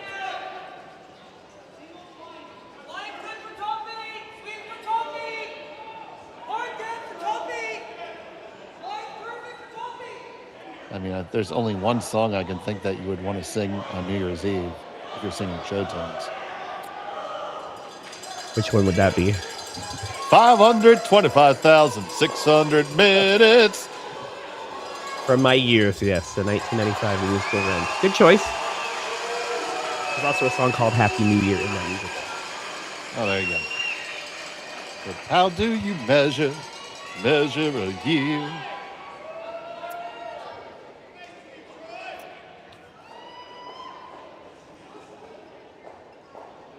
Not quite what was called. No, but you see you have those staggers there. Now the question is either team going to elect to hit the control delete here? And there's your answer. Yep. Back to our earlier discussion, right? This is kind of the way you work to get that blank in and the odd end. So here's Bonneau.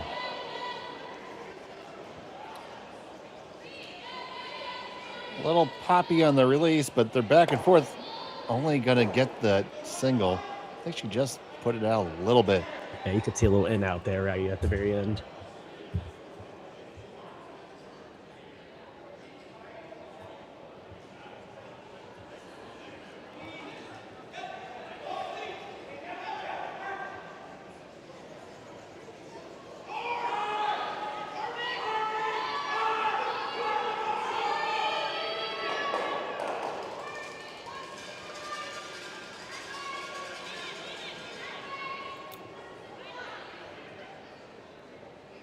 I think they're just going to put the guard back here. And the guard does go back up.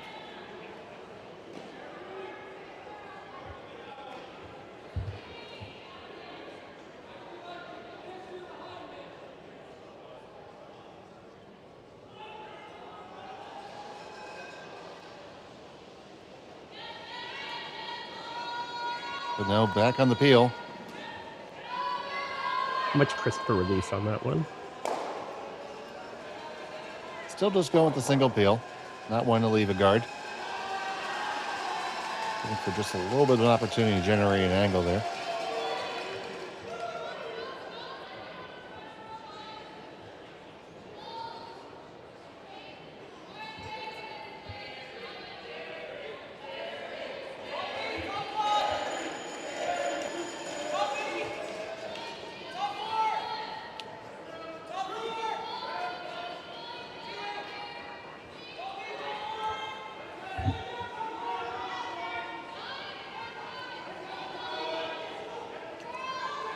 Rinse and repeat here again. This one has a long way to walk. Read my mind. Might be that opportunity to generate that angle.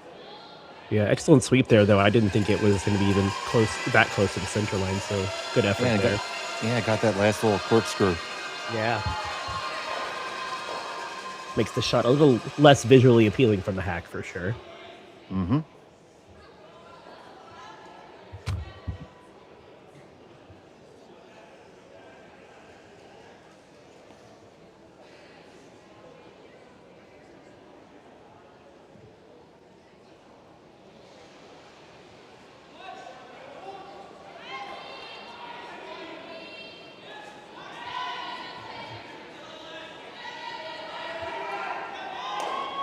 And just a single peel again, so we're right back on the guard train. We've seen this movie before.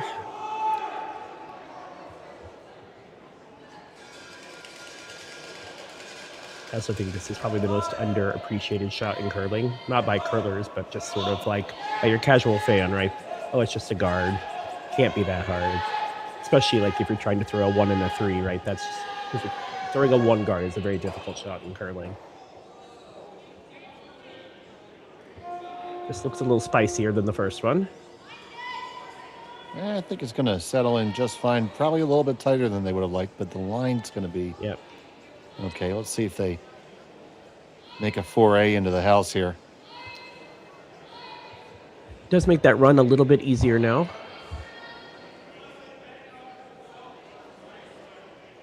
That was the old I'm okay with it if you're okay with it.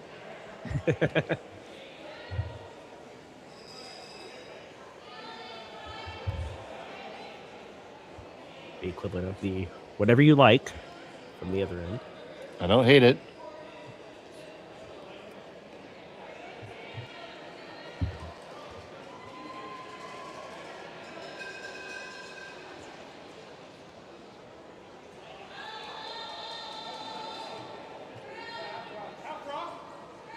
Peel attempt on the way.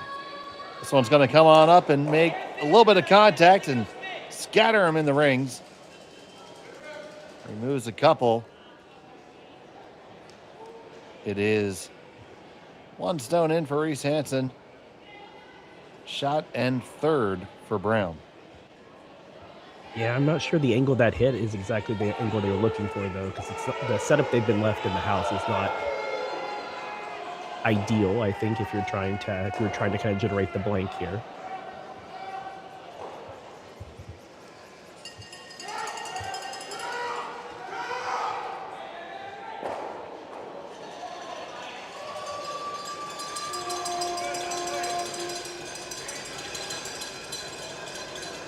Another good look at Jim Cotter there. Jim Cotter. Obviously, man. The myth, the legend. Exactly. Long time prior participant. Olympic curling trials finalist with John Morris. Indeed. Trying to hold this one, making sure they don't wreck on their own. They kiss it. It's going to hang on. They lie 1, 2, and 3. Pretty well scattered.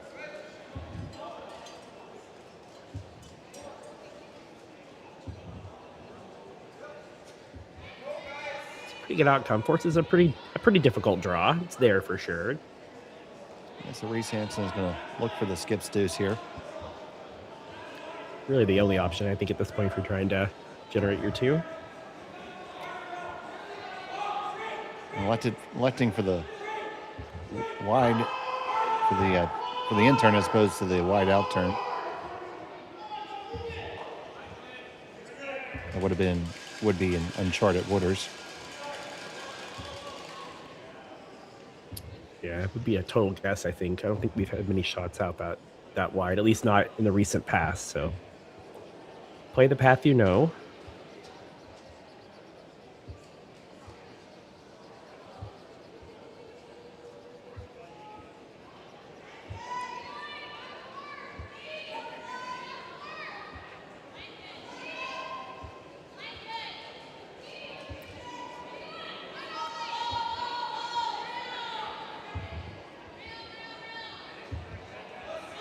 Yeah, right off of this one.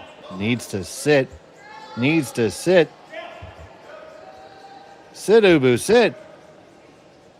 Oh, no. It's not a good dog. Not a good dog. It went all the way back. It is brown line. 1, 2, and 3.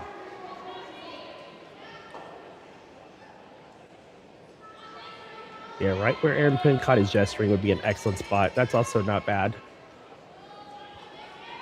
Kind of like the closer to the center line option better myself, but you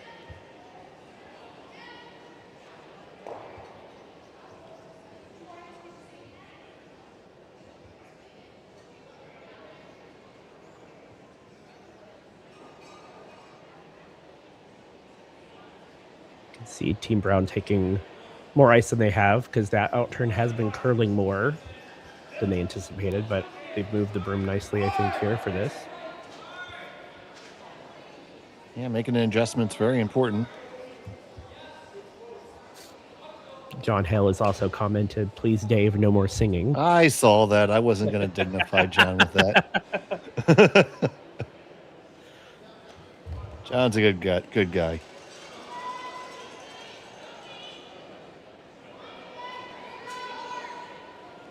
I haven't been down to his club in a while, though. I had to make it a point to get there.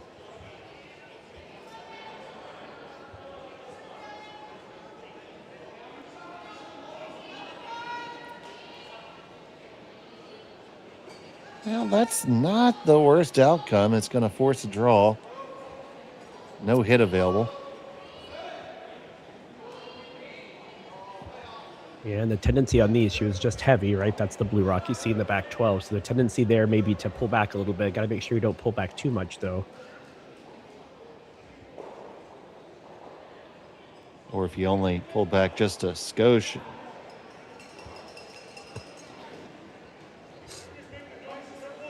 And I love the Potomac Curling Club as well.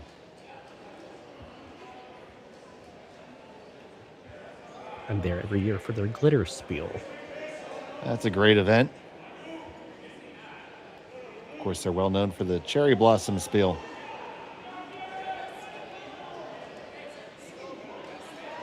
And RIP to the Embassy Row Bond spiel.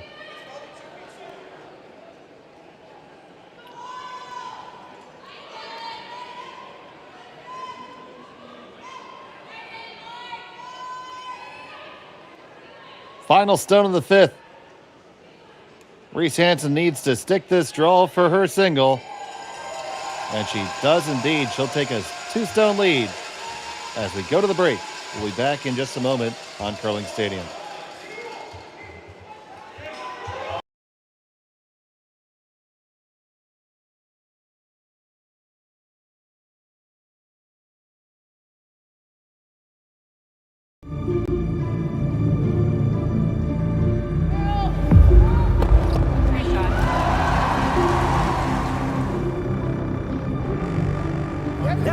Curl in.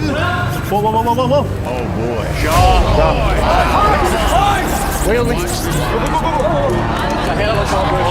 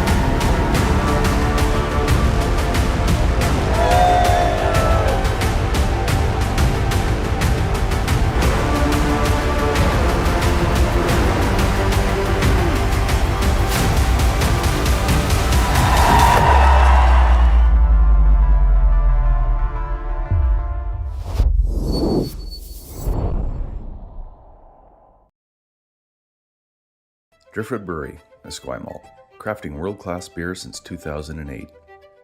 This is where beer is made with care, intention, and respect for the process. Every batch reflects the place we're from and the standards we hold ourselves to. And this is where it's enjoyed. Our tasting room, offering a rotating lineup of West Coast favorites and seasonal releases, right here in Esquimalt. Paired with Thai-inspired food from Dumpling Drop, we're open 7 days a week. Driftwood Brewery, great beer, confidently made. Cheers. It's the fifth end break. It's Reese-Hansen up by 2. Now, Glenn, take us around the rings.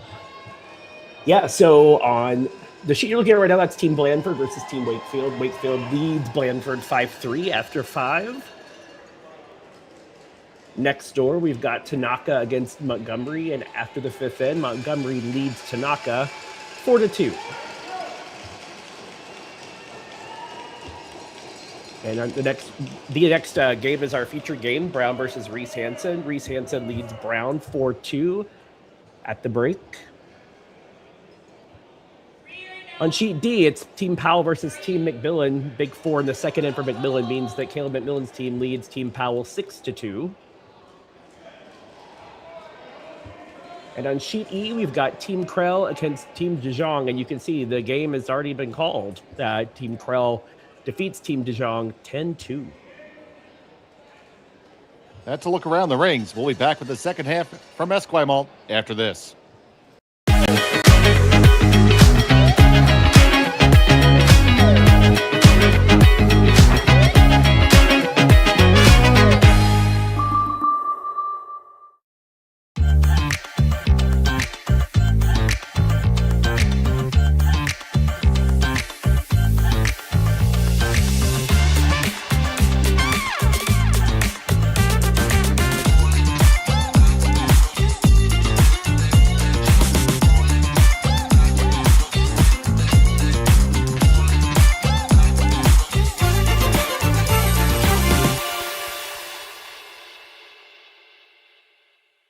Hey Ben, what's the Aztec Safety online e-learning website again?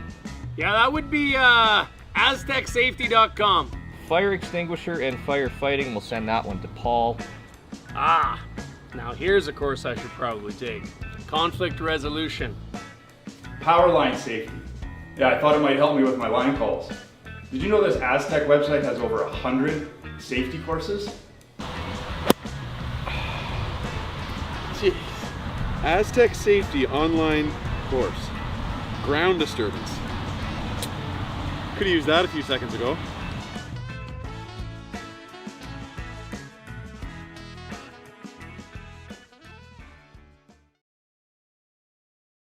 When I was younger, I thought purpose had to be big, like changing the world. But then there's the little things, like fueling someone's car before an early shift, or helping someone find the perfect bottle to toast a special occasion, making sure the shelves are full so a family can cook dinner, so those kids can have their favorite treats. Like giving back, like making everyone's day just a bit better. Maybe that's exactly our purpose. And welcome back to Esquimalt. We're in the Archie Browning Sports Center. It's the British Columbia Curling Championships here on Curling Stadium. It is a 2-rock lead for Reese-Hansen over Corryn Brown. Corryn Brown has the hammer, throwing the red stones. Thank you so much for joining us. I'm Dave Schmel. I'm joined by Glenn Prince, and Connor Sims is our producer. Well, thank all of you for watching here on Curling Stadium. If you have not yet subscribed to Curling Zone, please do. Gives you an opportunity to stay up to date on all the different games across the country and the globe. You won't never miss a minute of the action, and it's completely free to you. So please give us a subscribe. My goodness. Well, after that smooth sandpaper opening, that draw went a little bit deep. Yeah, it's the sixth end, right? So after that fifth end, sometimes the rocks are a little speedier. Got to watch out for that chamois. Yeah, the mop will get you every time. Historically, the only time we ever heard Rand Steiner talk was the beginning of the sixth end. Watch out for the chamois. Not a man of many words. Really nice guy. I got to play with him and his wife Kelsey once, which was a lot of fun. Yeah, no, I concur with that. A friend of mine at our club actually has a shirt that has a picture of him, just says, "Shut up, Landsteiner." One of the nicest people. I mean, most people in curling are really nice, which is one of the reasons why I think a lot of us love it, but truly just a really, really generous human being with his time. You're just now joining us. Really good draw again from Reese-Hansen to take that single point in the fifth end. 2 clutch draws really from her, both in the third and the fifth end. Yeah, if not for that drawing, this would be a completely different landscape. Yeah, because Team Brown has kept the pressure on them, right? They've forced them in ends 3 and 5, so.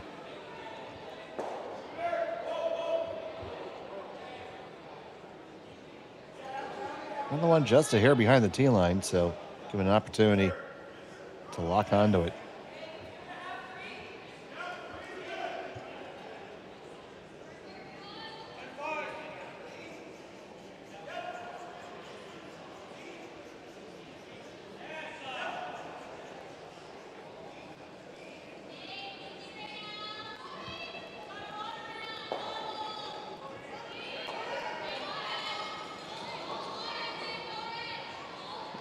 The 50-50 is getting exciting, Glenn. It's $2,350 in the jackpot.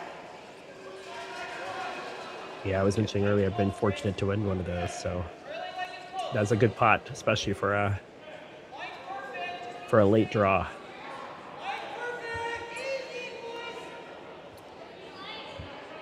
I came up quite a bit light, just kind of stopping in the top 12 foot there.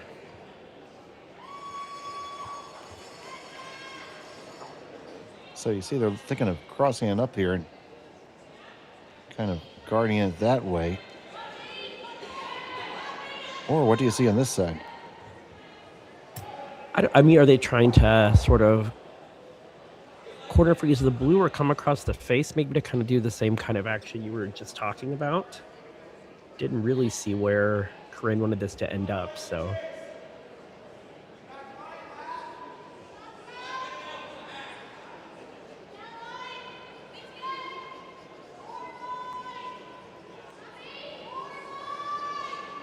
Sweepers are on this pretty early. Now backing off.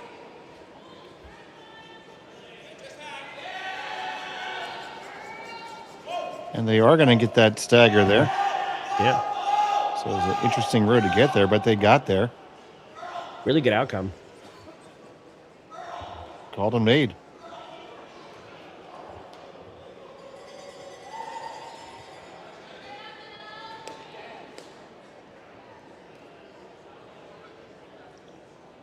I feel like Sarah Colton has really kept the pressure on it playing second in this game. Yeah, she's had a good game so far. Just the one shot that was a stray wide, but otherwise, pretty much batting 1,000.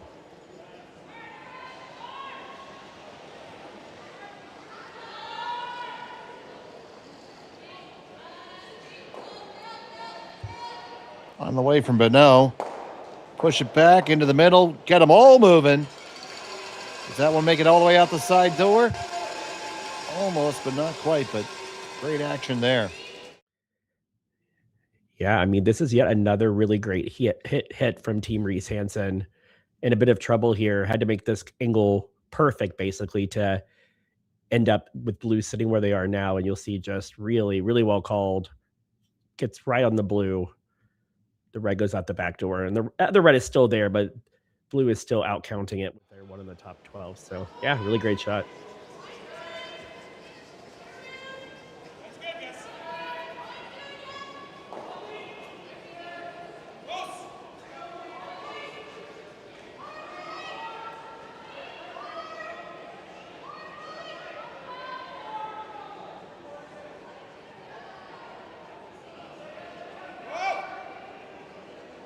Okay, so that one significantly like Glenn. Yeah, now Team Brown could be in a bit of trouble. That guard out front and then the two in the top 12 are overlapped. So there'll be some work to do here for Team Brown if this is made well.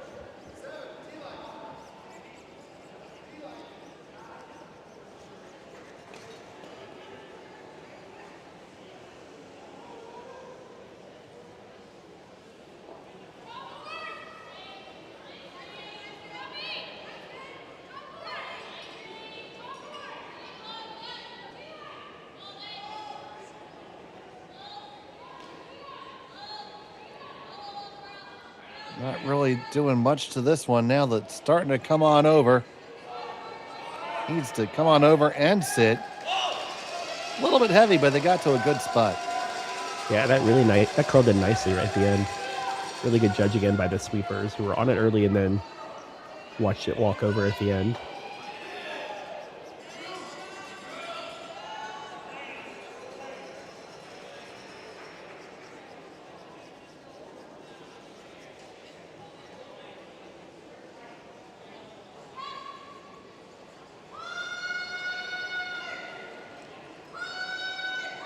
So Pincott makes the run back, but leaves both guards, so really doesn't really help too much. No, yeah, you're still running that blue in if you're trying to make the double run next, and it's gonna be really difficult if they can sink that blue right where you saw Taylor's broom.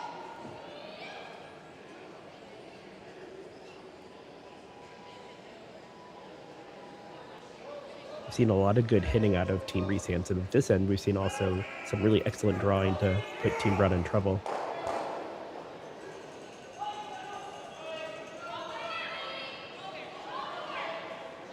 Megan's going to need a good one here.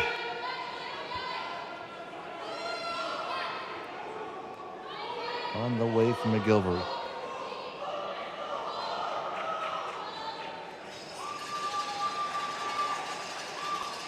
There it goes. It takes that turn.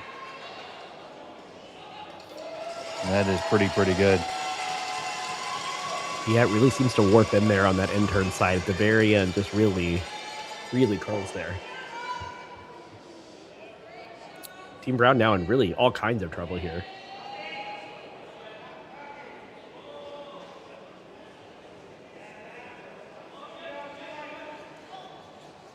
So Pincott, a little bit wide here. They're trying to walk it over. Just going to be a straight peel, and the troubles continue. Yeah, I think she may have popped that out right on the release just a little bit, ever so.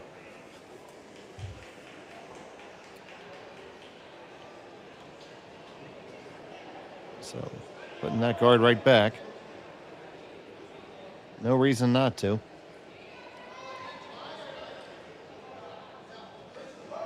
Yeah, Team Brown's running out of rocks as well, so a really well-made guard here, and still a lot of work for Corryn Brown to even be able to score this end.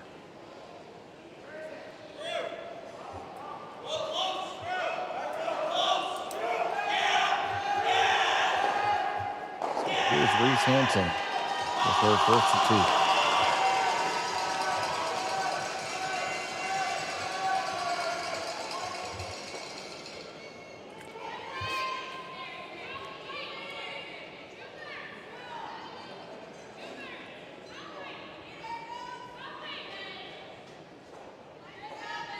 This one's going to need to catch that curl.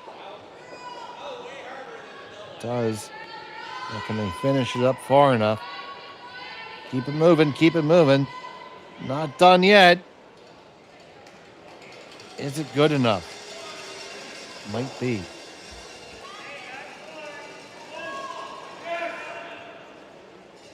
They're definitely just a little bit of that last little turn again on that guard means they're slightly overlapped.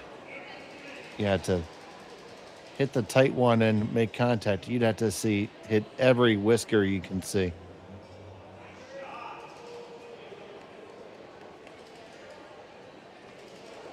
Not willing to take that chance.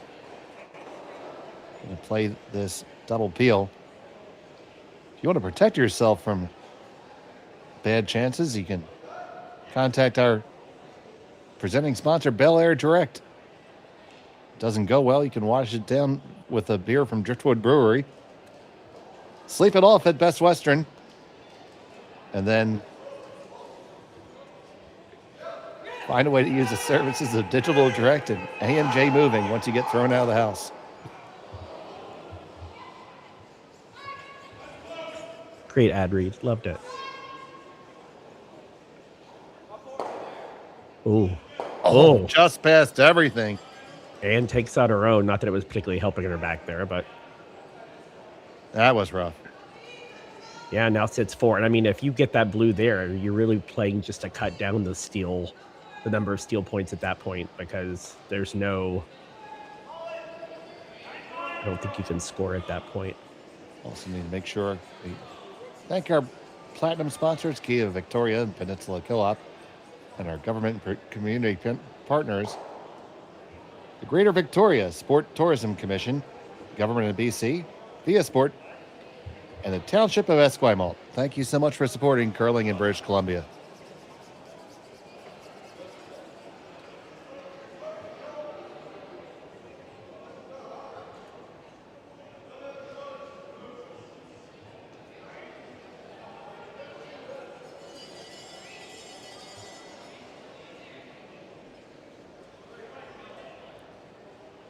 Reese-Hansen with her final, the 6th.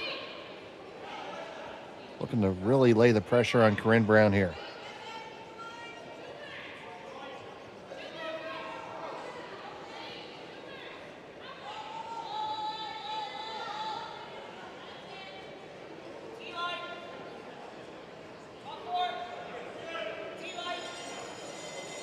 I thought the call was to come in, but I could be wrong. I think they were playing to be a little bit tighter and blocking the draw path.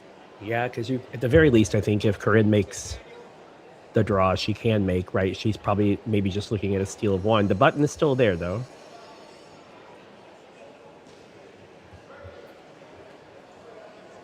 So final stone upcoming, yeah.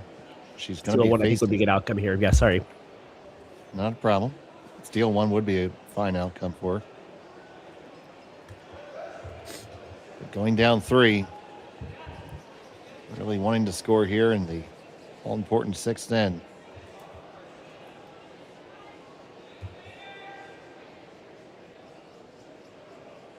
Facing 4.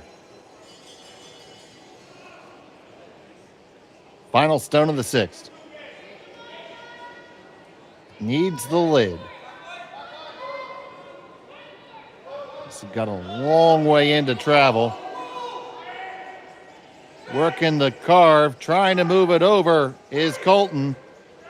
This is way outside. Is it even going to hang on to the 4-foot? It does, but it is a steal of 1 and 2 for sure. May have been 3. We didn't get there before they kicked it out. We'll find out the exact total in just a moment. We'll be back on Curling Stadium. Hey Mark, you ready for this game tonight? Yeah, I'm excited, man. Cupsy, what are you doing over there? Don't worry, boys. Was just on AztecSafety.com, took a fire extinguisher safety course. Paul, I'm putting out the fires from now on. Woo!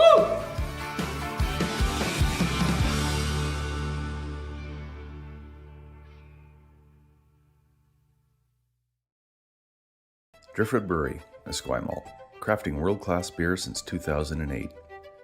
This is where beer is made. With care, intention, and respect for the process, every batch reflects the place we're from and the standards we hold ourselves to. And this is where it's enjoyed. Our tasting room, offering a rotating lineup of West Coast favorites and seasonal releases, right here in Esquimalt. Paired with Thai-inspired food from Dumpling Drop, we're open 7 days a week. Driftwood Brewery, great beer, confidently made. Cheers.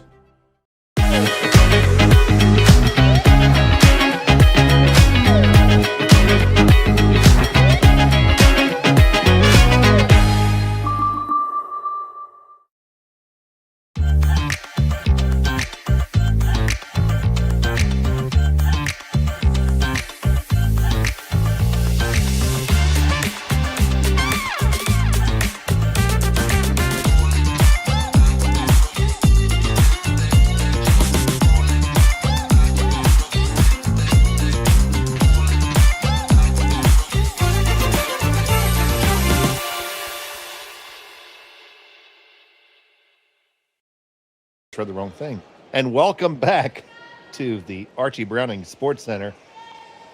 It's BC Curling Championships.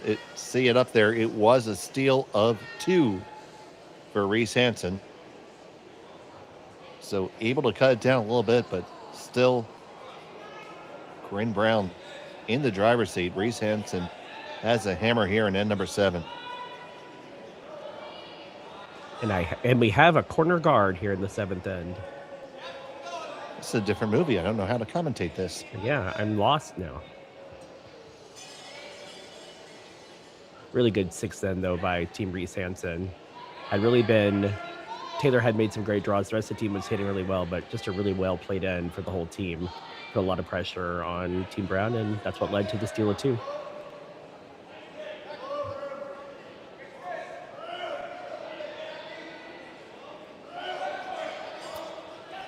This one just a little bit heavy.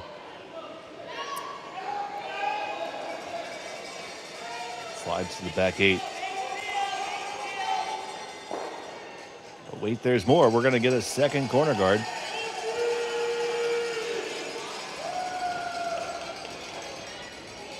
Two, I say.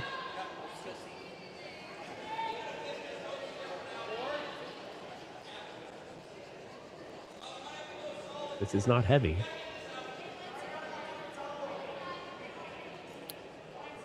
It's going to get over. We'll even make the logos. Just go short.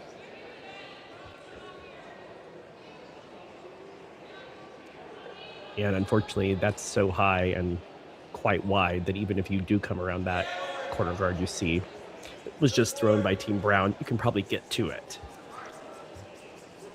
It might be in the button draw path, too. Yeah.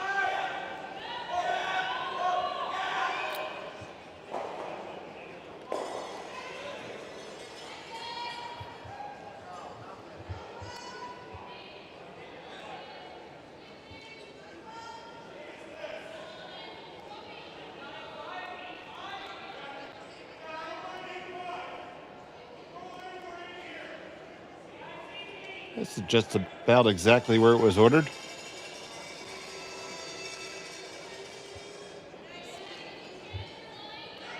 So looking to make a little play on him. Jostle him around and build a wall.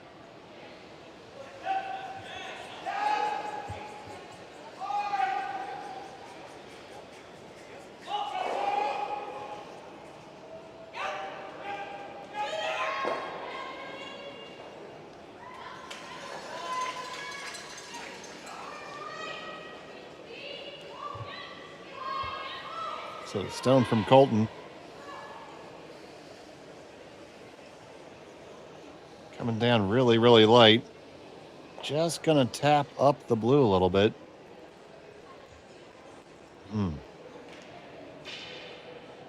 Up. There's the broom down. Have that play down. I can do that any end you need, so. Yeah, a bit of a tough miss there for Dr. Colton. I'm going to try a double peel on these guards now.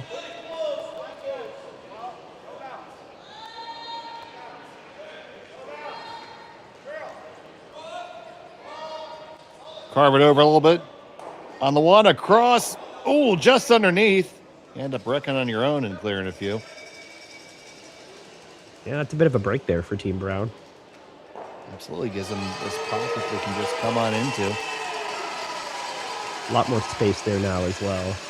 They're all sort of grouped. They're kind of difficult to get rid of, but now can make the come around real nice here.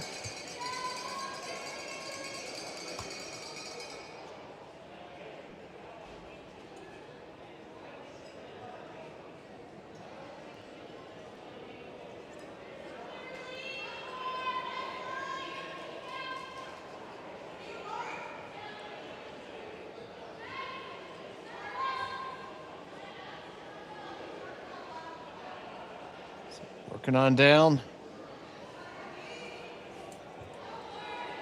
Ends up being very light. And almost the same exact spot. You almost feel like they had to catch something because they weren't brushing it hard at all.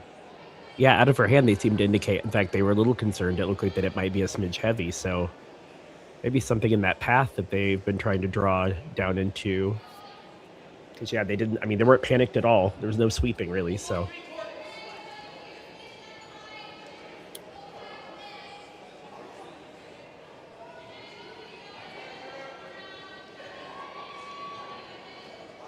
But those reds are queued up, so how do you address them?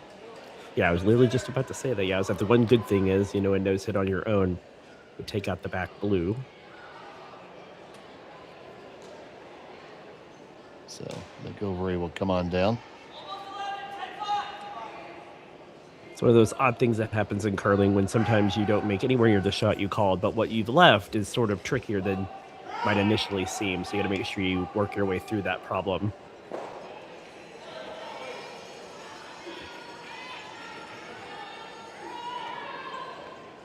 I think you're going to see them try to drag it past it.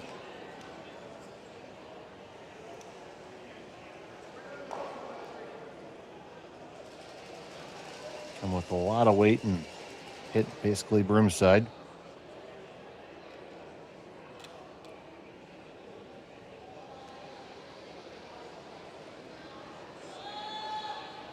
McGilvery on the carve now. They get a piece of it. They get the dangerous stone out of the way. And did not advance the brownstone into the rings, I don't think. Camera angle is not perfect there, but yeah, it looks off the rings from this angle. It does leave them the ability. Corryn immediately went to the come around, so.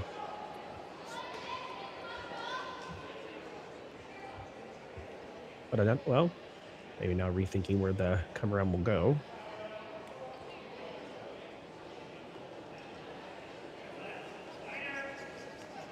Lots of great hits, though, this game from Reese-Hansen's third, Megan.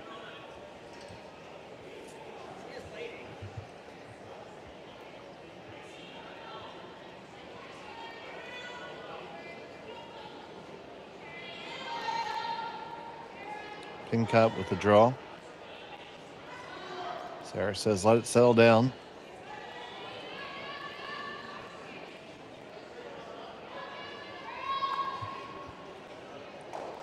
That is well under cover and well buried. Really nice draw.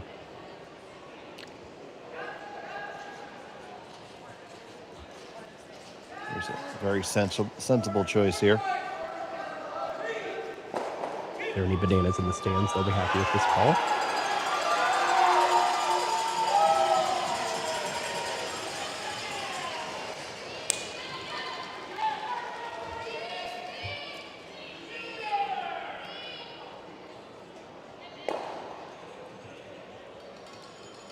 I would say that the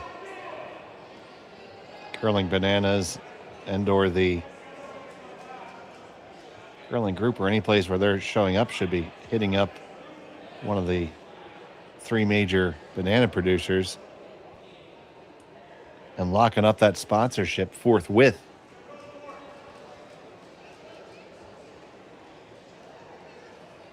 Could be the Dole or the Chiquita or the Del Monte banana peel. Or all three, why choose? Yeah, they usually want something exclusive. Or you could have all three bananas and have them race at the fifth end break. That would be good television. If Pittsburgh can have a pierogi race, why can't curling have a banana race? Oh, a pierogi sounds good right now. That came up a little bit lighter than they wanted. I think that it did. Reese-Hansen still sits 2.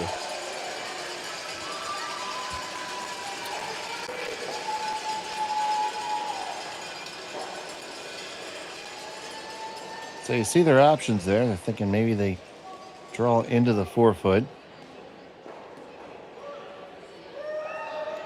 I'm pretty confident you're sitting 2. Yeah, from this overhead, it looks like it's pretty clearly blue sitting 2. We're just going through all the options. What do you like here? Well, now that you said it, I want a pierogi, but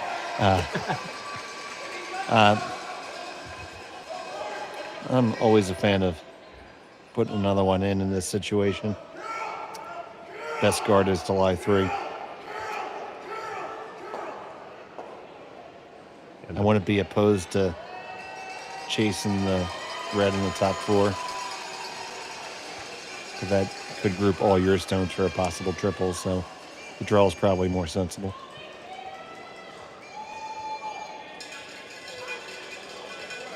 They may be playing this outside hit, though. That's what they are. Looking at the handle now. Oh, yeah.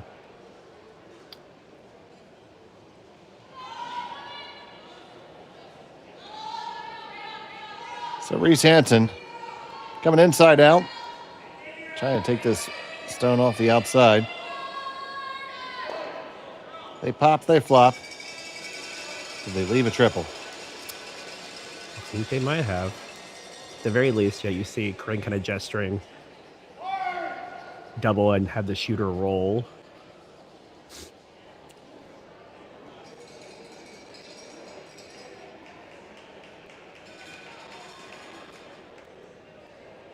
Yeah, kind of looking at the outcome, I think your call to maybe drawing behind that red, being the 4-foot, may have been a more fruitful outcome for sure, because I do think lots of options here. You can hit this multiple ways too, I think, and still achieve your goal. So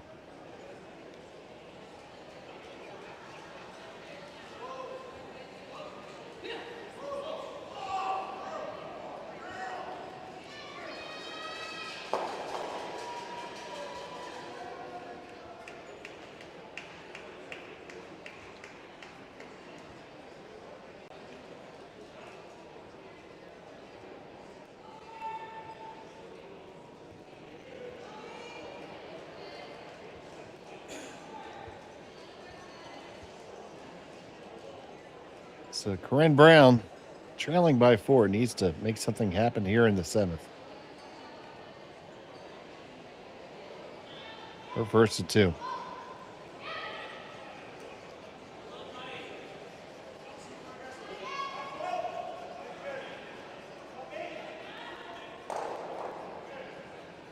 Gotta get him moving, hit it on the wrong side, really. yeah, and didn't throw a lot of weight at that, actually.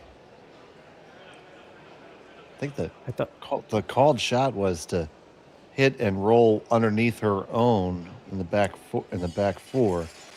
Yeah. And it just looks like she got it started out of her hand. Yeah, both of those inside-out hits were a little bit tricky.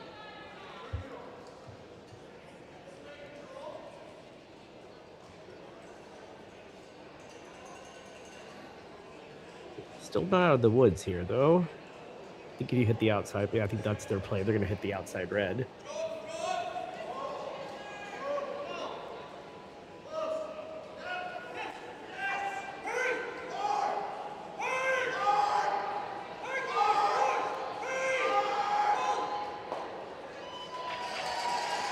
Being up 4 and giving up 2 in an odd end, not a terrible outcome, so.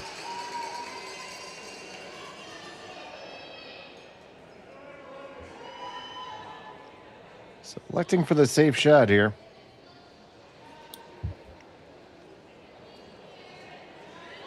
Final from Reese-Hansen, and she got that one going. Pick this one up immediately. Good brush to hold it. And he hit for 2.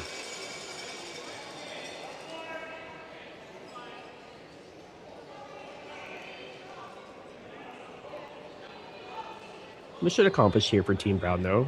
Get your deuce and start taking your chances in the 8th end.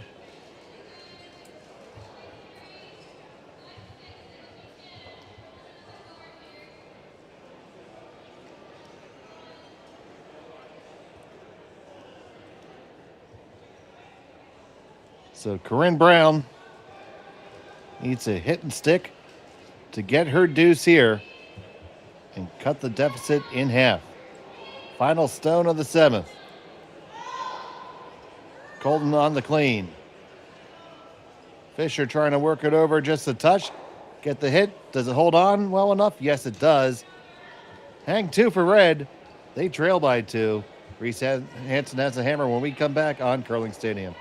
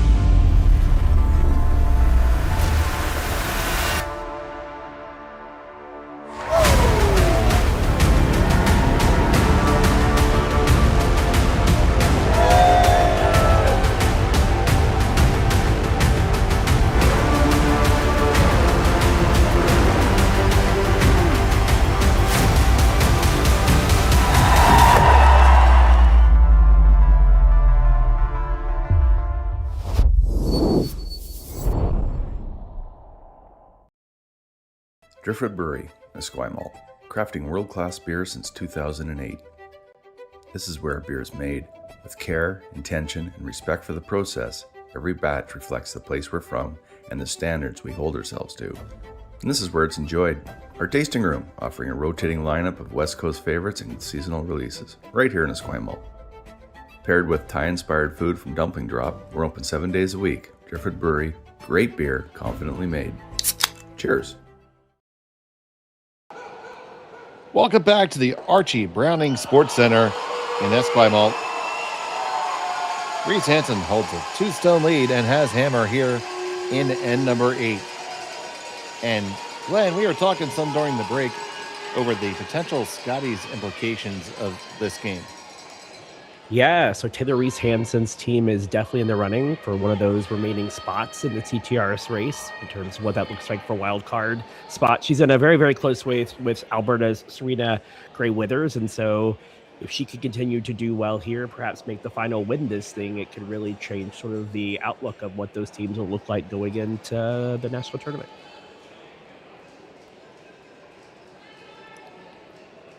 And now, if you're Brown here, you're all in, right? Yeah, I think you have to be. You're down 2. It's the 8th end. You're running out of time. So I think you've got to try to steal here.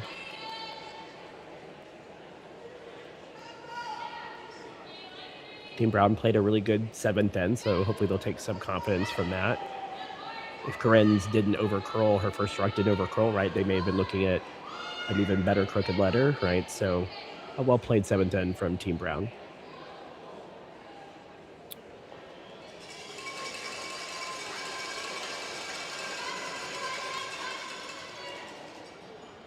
First 2 are stacked in there nicely for Reese-Hansen. Now, looks like Brown's going to come deep here.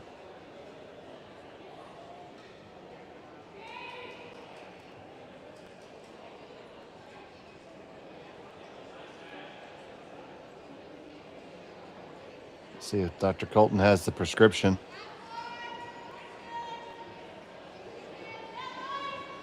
Well, she's definitely got the shots, so that helps.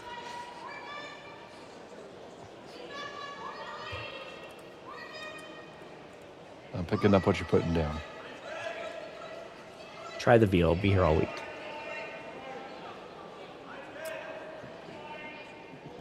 Well, that was just a skosh light. It's not the worst outcome, but now the peels can commence. Yeah, and that's the 3rd in a row from Sarah that's come up light. Her 2 draws in the last inning, and now this one, and that same intern. So having a little bit of difficulty finding the right weight on that turn.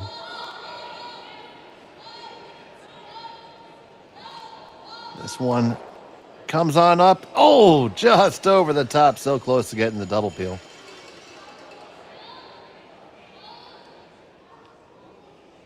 Yeah, we rinse and repeat, put the guard back up. We had a brief interlude in the 7th end where we tried the corner guard. We are back to our play to the middle.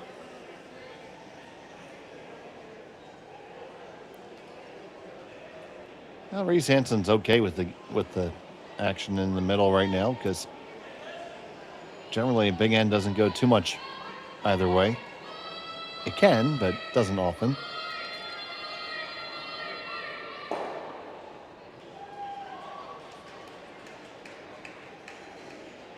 And this one is just a touch outside. Yeah, and now they've also staggered their own guards and their own rocks, so there's nothing they can run easily into there. That's 4 in a row. They tried the out turn as well with Sarah, so maybe just struggling a little bit with her draw weight here late in the game.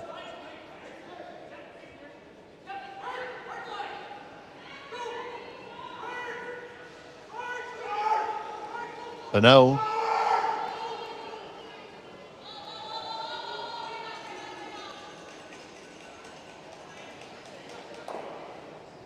Just a straight peel off the top there. They're content to make Brown waste every rock here.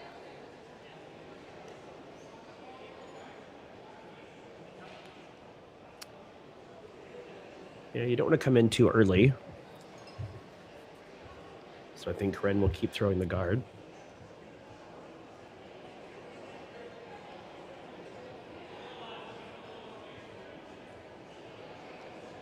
So ideally in your world, if you're desperately trying to steal, when do you decide to come in?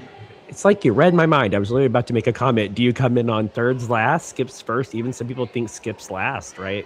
I think you have to kind of determine like when you've got to beat them there, right? You certainly don't want to sacrifice your ability to get here. I think I would probably come in on... I might come in on Corryn's first, but I could also see an argument for coming in on Aaron's next rock as well. Because they're going to peel. The question is, at some point, they may decide not to peel, but when they're up 2, right, I feel like they're still going to opt to peel.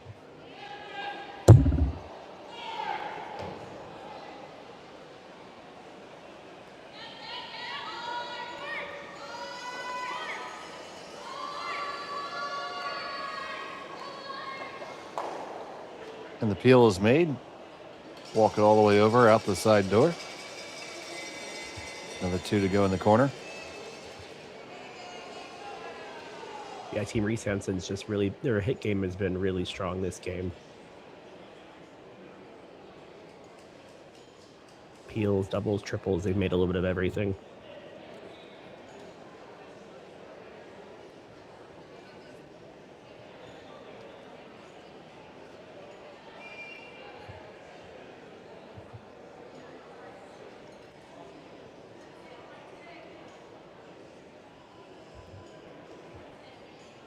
So this guard is tracking a little bit long.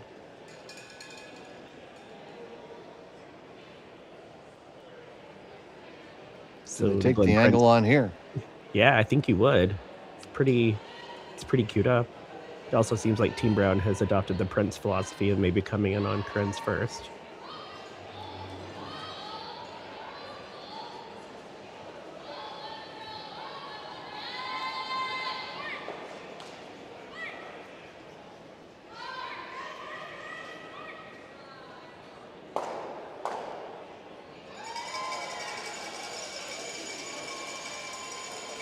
Well, they clear the 2 reds, but leave one of their own.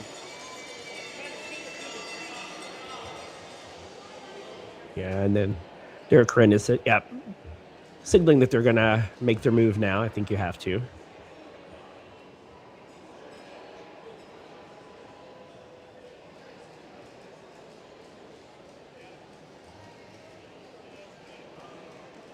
Be interesting to see what her intern here does. We've seen a few come up light, a few over curl, so it'll be interesting to see where this rock ends up.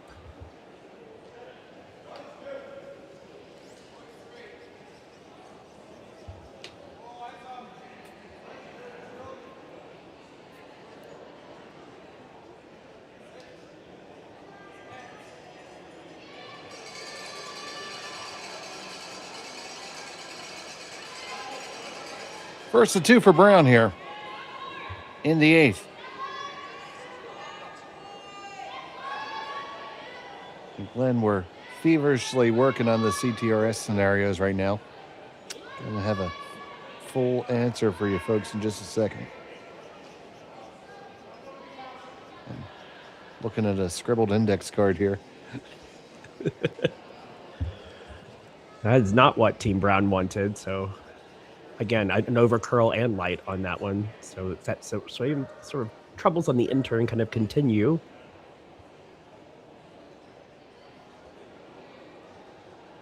Line would have probably been pretty good had the weight had a little more weight. Probably could have aired on a few more inches of ice there though, since they've seen a lot of over curls there.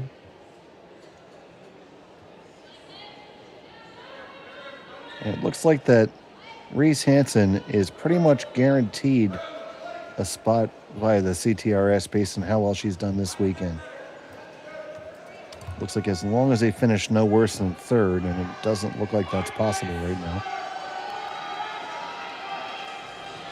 Of course, if they win, they get the automatic berth. See if I get tried it for a So Reese-Hansen is guaranteed a trip to the Scotties based on how it's going this weekend. So good news for her fans. Yeah, and sometimes that can help you play with a lot of freedom, right? So you know you're going to be a representative there of something, right? So it may allow them to kind of, I don't know how cognizant they are of that. You know, some teams are very aware and some teams prefer not to know those things. So Special shout out to Curling's stat master in chief, Jerry Gertz. That was some quick math. He did it by hand.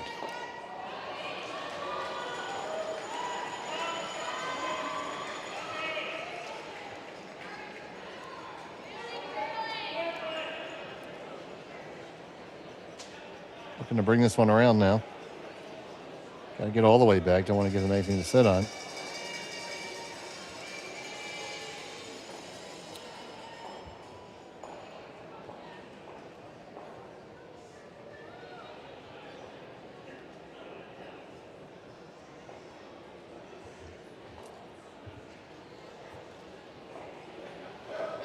No real easy option here for Team Brown. No, not at all.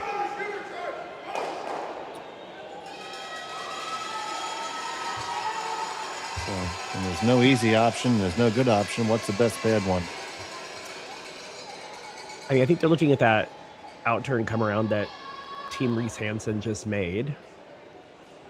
Don't think you can tap that left red because your other red is sort of in the way of the angle you need to get there. The only problem with this is if they were to come up light or come up deep, right? I mean, obviously that's kind of curling 101, but yeah, they're in a bit of a difficult spot, especially being down 2 in the 8th without hammer. Now we're eyeing this red again. Yep. Timeout's been called. Buy me a Coke.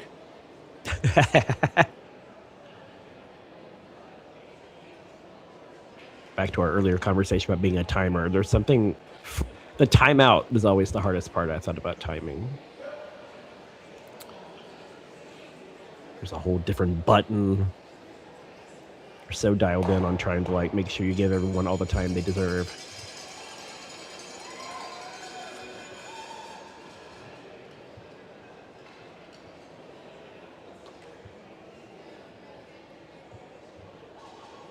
Okay, so yep, absolutely. Little. Yep.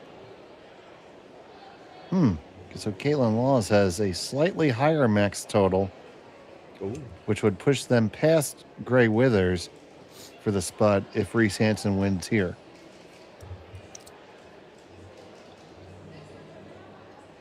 Okay.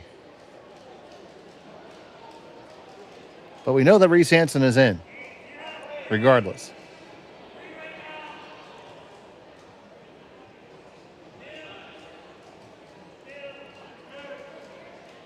And after they summoned Cotter and sent him back to his table, what's the verdict?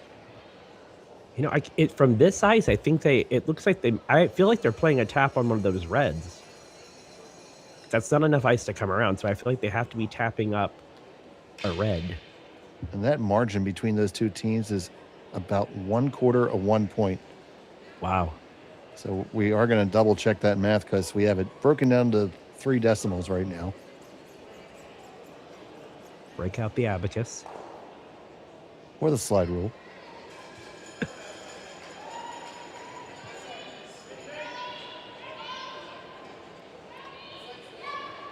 Slide rules sent somebody to the moon.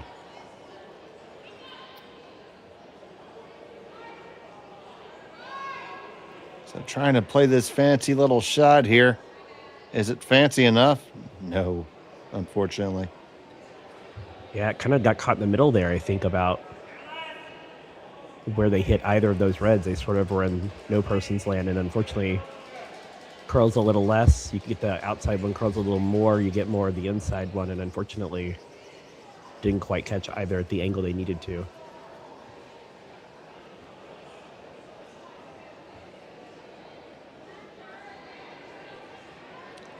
So here comes the final stone of the 8th.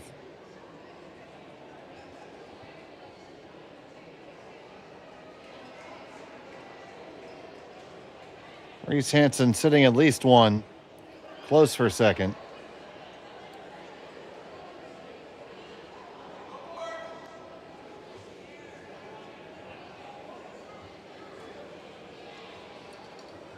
Looking to put a bow on this one.